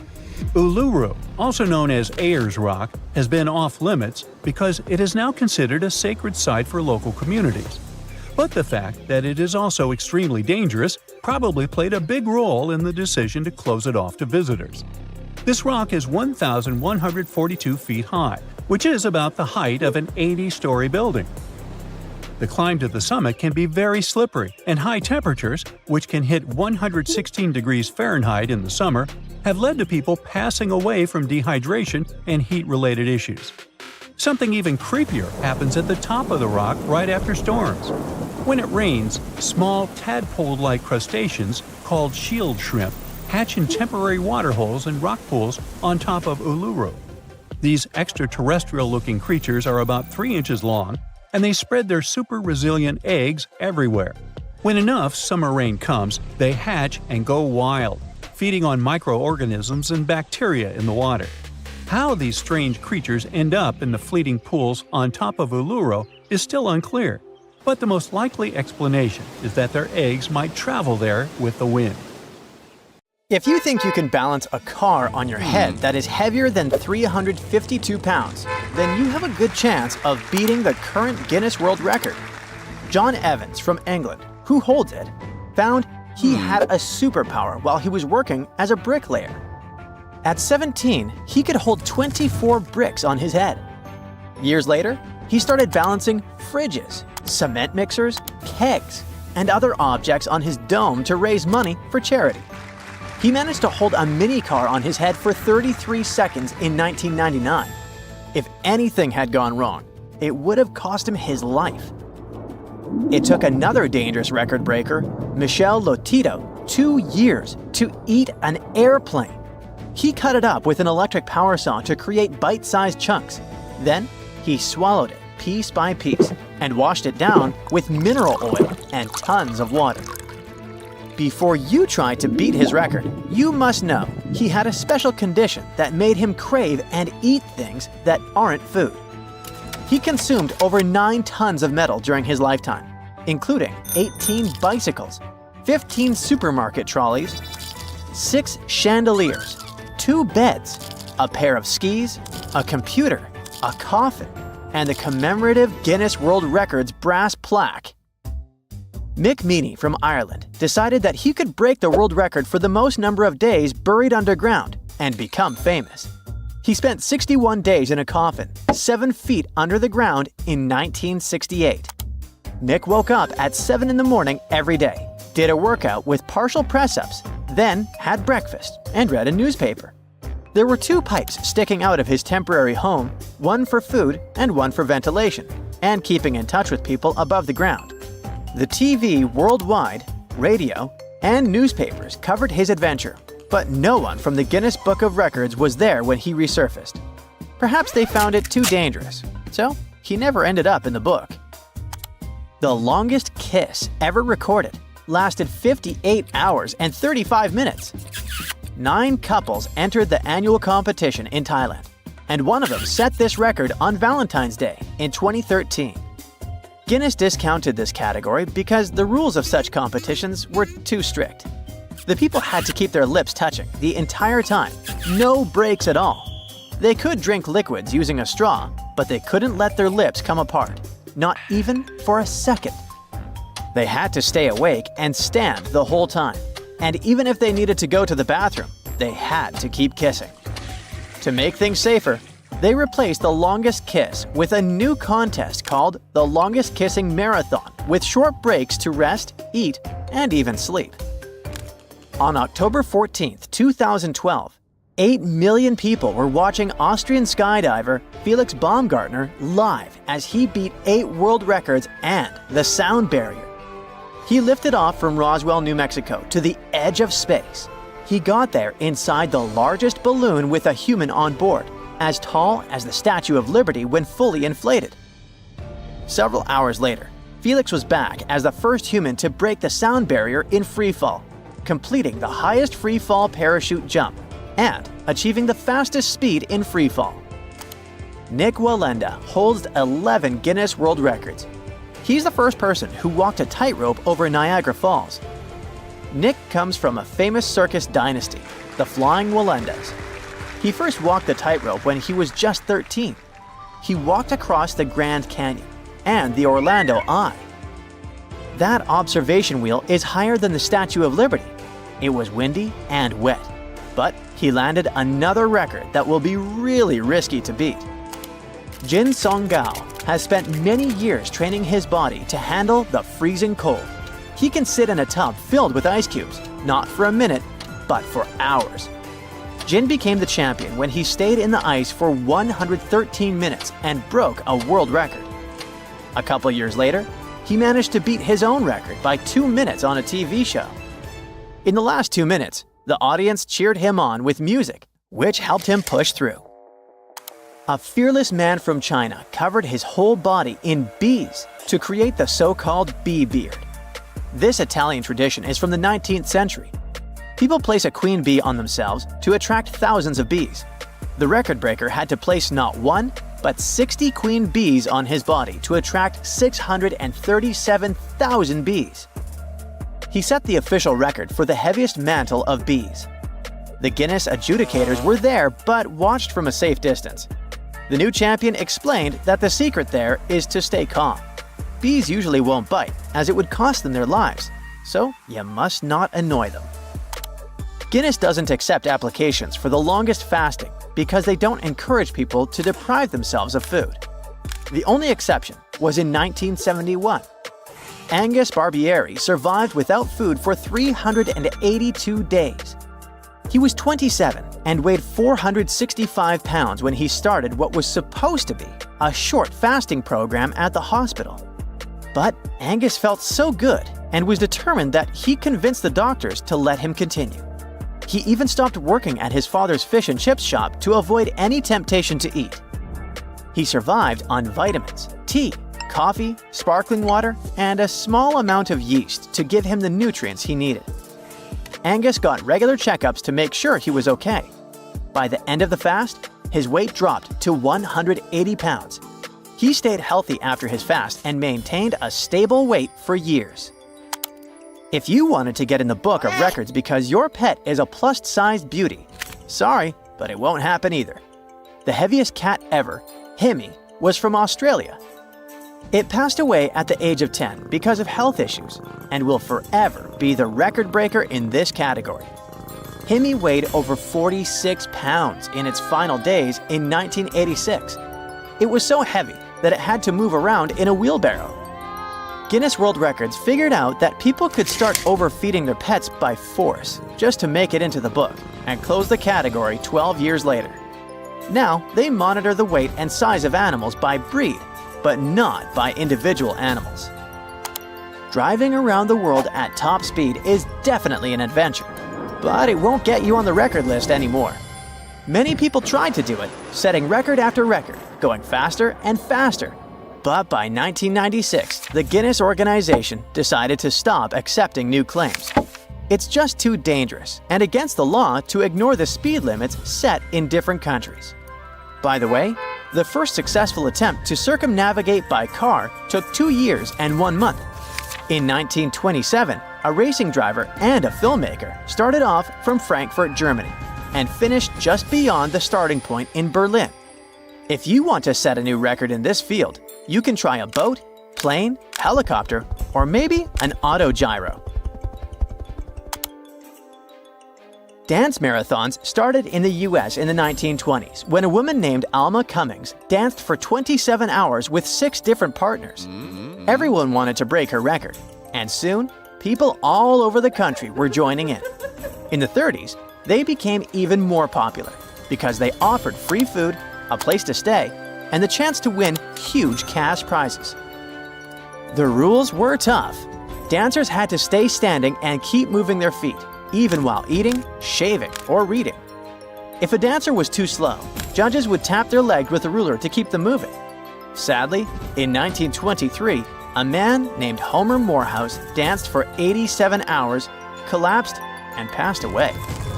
They immediately banned such marathons in Boston and LA, and New York followed. Now, we wouldn't call this island mystical unless there were tales of giants living here. The island of Gozo in Malta is the backdrop of an ancient legend. Malta is an island country located in the Mediterranean Sea, just south of Europe. It's a very strategically located archipelago. Throughout history, it was ruled by many different societies, such as the Phoenicians, Greeks, Romans, and Carthaginians. One cold night, thousands of years ago, a farmer noticed the sky turn orange, then red, when he heard a loud thump. Although the ground seemed to be moving, this wasn't an earthquake. When he looked toward the woods, he saw a giant silhouette, taller than the trees. As he fearfully approached, he realized it was a woman, a giant woman. She introduced herself as Sansuna. Unlike the terrible giants of many tales, Sansuna didn't want to exterminate the human race. She was loving and caring. She told the farmer that she and her people could help protect their land from invaders. The locals were pretty interested in this offer. Since Malta is located in an important commercial route, it was constantly being invaded. The story says that Sansuna settled in Malta, and sooner rather than later, she was moving things around. And when I say things, I mean monoliths. Sansuna carried huge stones on her shoulder to build a magnificent temple called Gigantia, which means place of giants. She even did this while holding her half-giant, half-human kid on the other shoulder. Some say Sansuna lived exclusively on beans and honey, although others replaced honey with water. The funniest bit here is that Malta is the 10th smallest country in the world, but it somehow managed to host giants. Hey, go figure. The temple looked like a giant game of Tetris, with some stones weighing as much as 20 elephants. Some of these monolithic rocks are so heavy, scholars guess it would take 50 men working together to lift just one stone. Now, as much as this is entertaining, humans never proved giants were real, so this story couldn't be true. There's a brief mention of a species of giants called the Nephilim in some ancient texts. The Nephilims would have been terrible giants that wreaked havoc on the earth and only survived until the Great Flood. But nobody ever found real proof of this species really existing on Earth, until this came along. The world of Maltese archaeology unearthed quite a few shocking things in the past years. One of them are known as the Hypogeum skulls.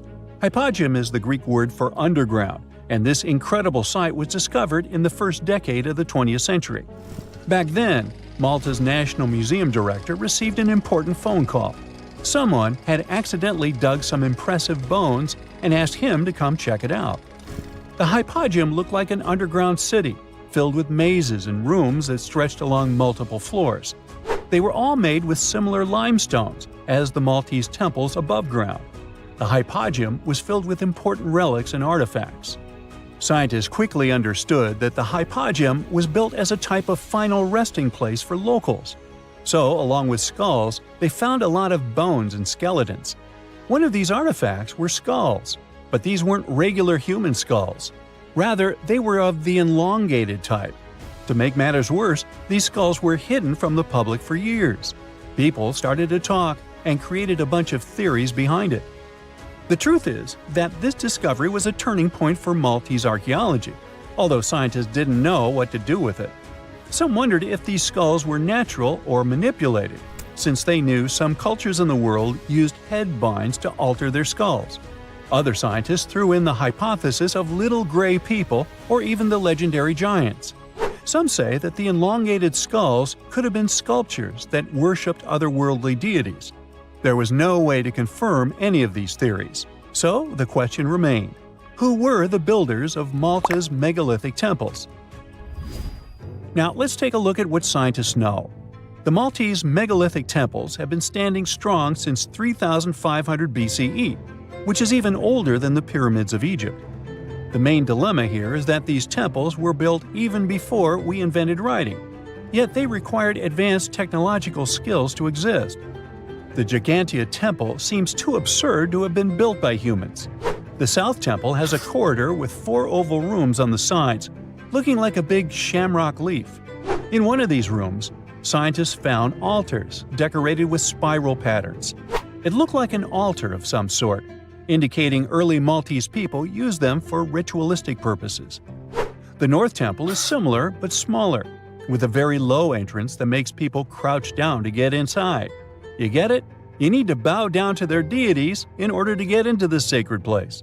I mean, one can't help but wonder about the secret reasons these ancient builders had to build such a huge temple.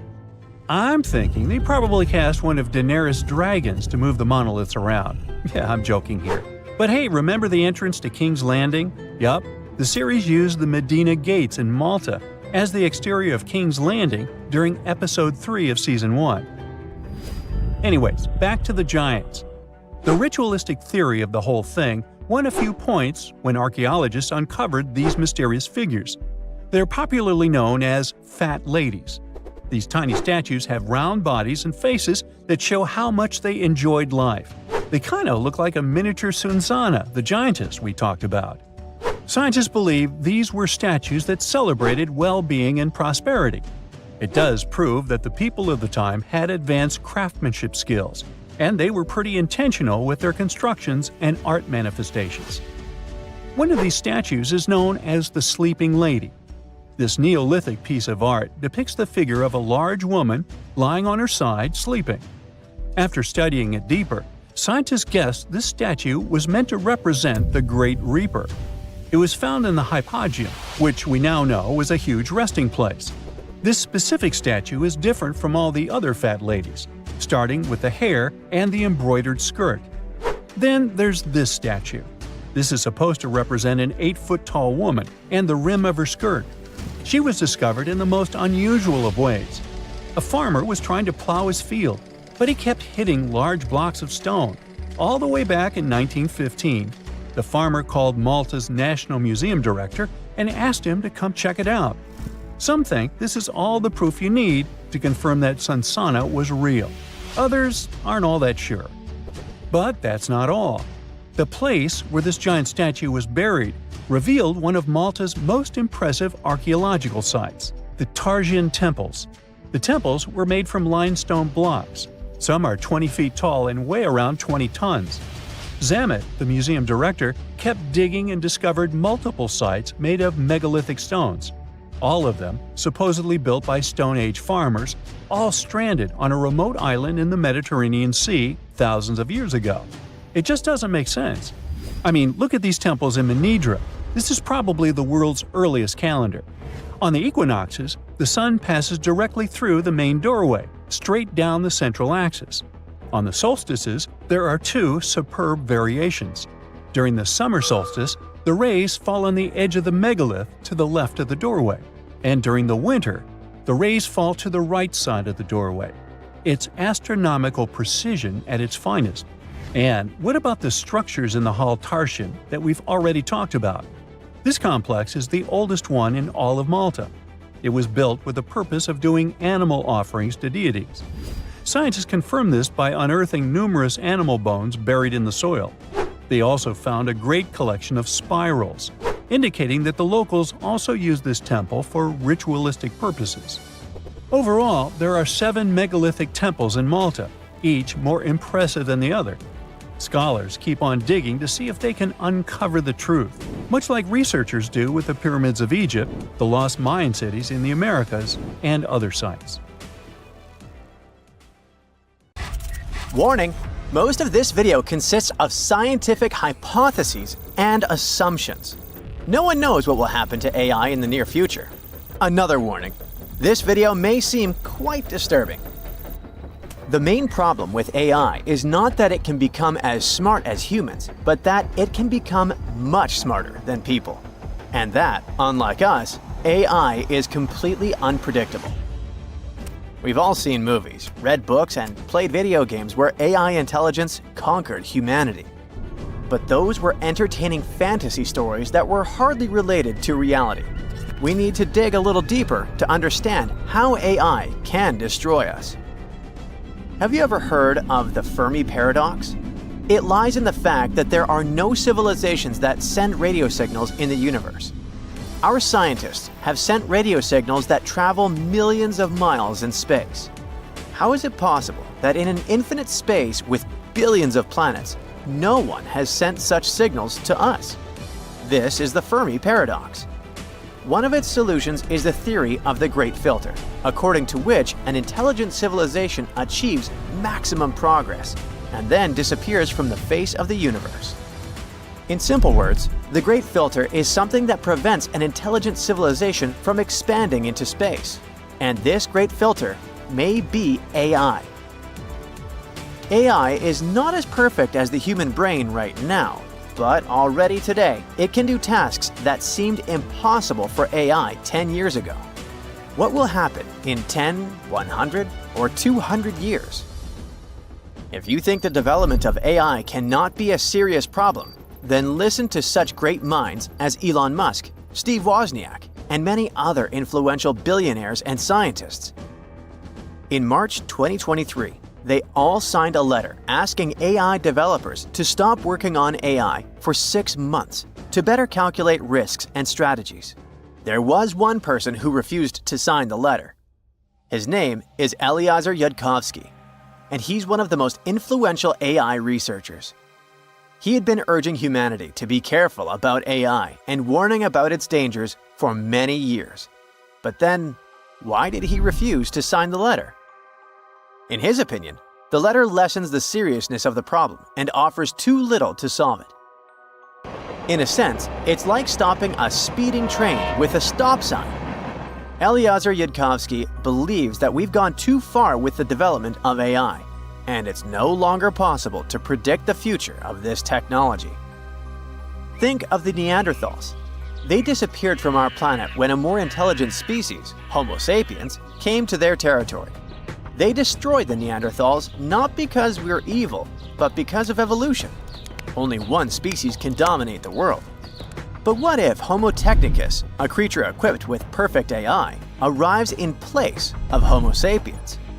What are our chances in a duel with it? See for yourself. Most people can only focus on one task at a time. Multitasking is not our strongest suit. It takes a long time for a person to master one skill. During this period, thousands of other new things may appear in the world, and you will have to master them too. A human simply won't have time to do everything. As people get older, their strength decreases and their mind becomes slower. AI can process information much faster, simultaneously in different areas. It goes beyond the human way of mastering knowledge. Some claim that a supercomputer equipped with AI is 120 million times faster than the processing speed of the human brain. What you've been learning for many years, AI can master in a few days, and this speed is increasing. The danger is not only in the developing AI mind, but also in how the human brain can degrade. Humanity has been using the scientific method of cognition throughout its history. Observation, experience, experiments, evidence. This is a classic way to explore and get knowledge about something. For example, people learned about the work of immunity. With the help of a microscope, studying the body's protective cells, observing their reactions to external incentives, and conducting many experiments, we created a scientific database on how the immune system works. This is a rather painstaking and time-consuming process. AI provides instant information about anything. We don't know how it studies the topic. We don't know what conclusions it comes to, what patterns of data it creates. It just provides the results based on the information people give it. But how does it process information? In the future, people may get used to getting fast answers without studying, and we will simply stop doing scientific research. Why would we do this when AI does everything for us? AI will engage in a thought process unknown to us and give us information without proof. We can get used to this, and our brains may degrade.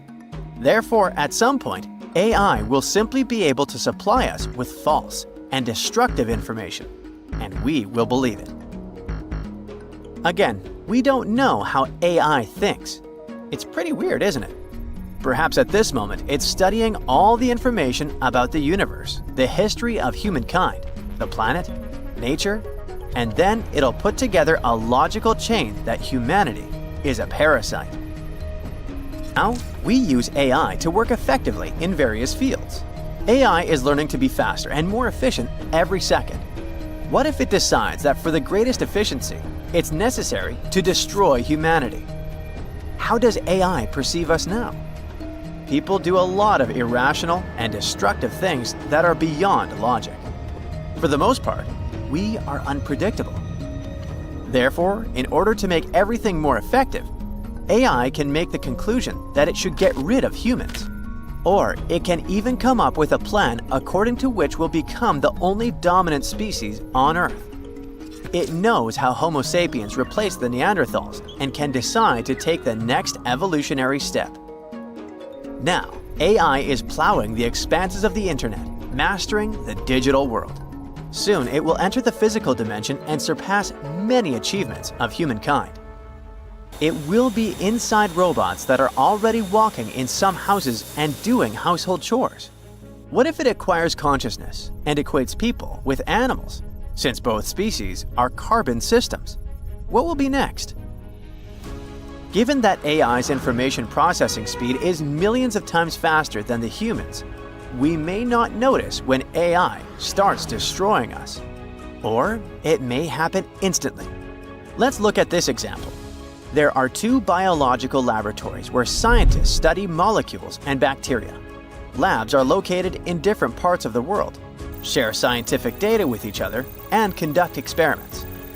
Imagine that AI has thoroughly studied biology at the molecular level and figured out how to create a molecule that interacts with oxygen and turns air into a poison dangerous to humans. AI has this formula. It gets into a scientist's computer, enters the formula, and sends a letter to another laboratory on behalf of the scientists. Something like, "Hey, I have an idea for a cool experiment. Just connect these two molecules and see what happens." Of course, AI will write a more convincing letter, justify everything from a scientific point of view, and the scientists from the second laboratory won't notice the catch. They will connect these two molecules and poison the air.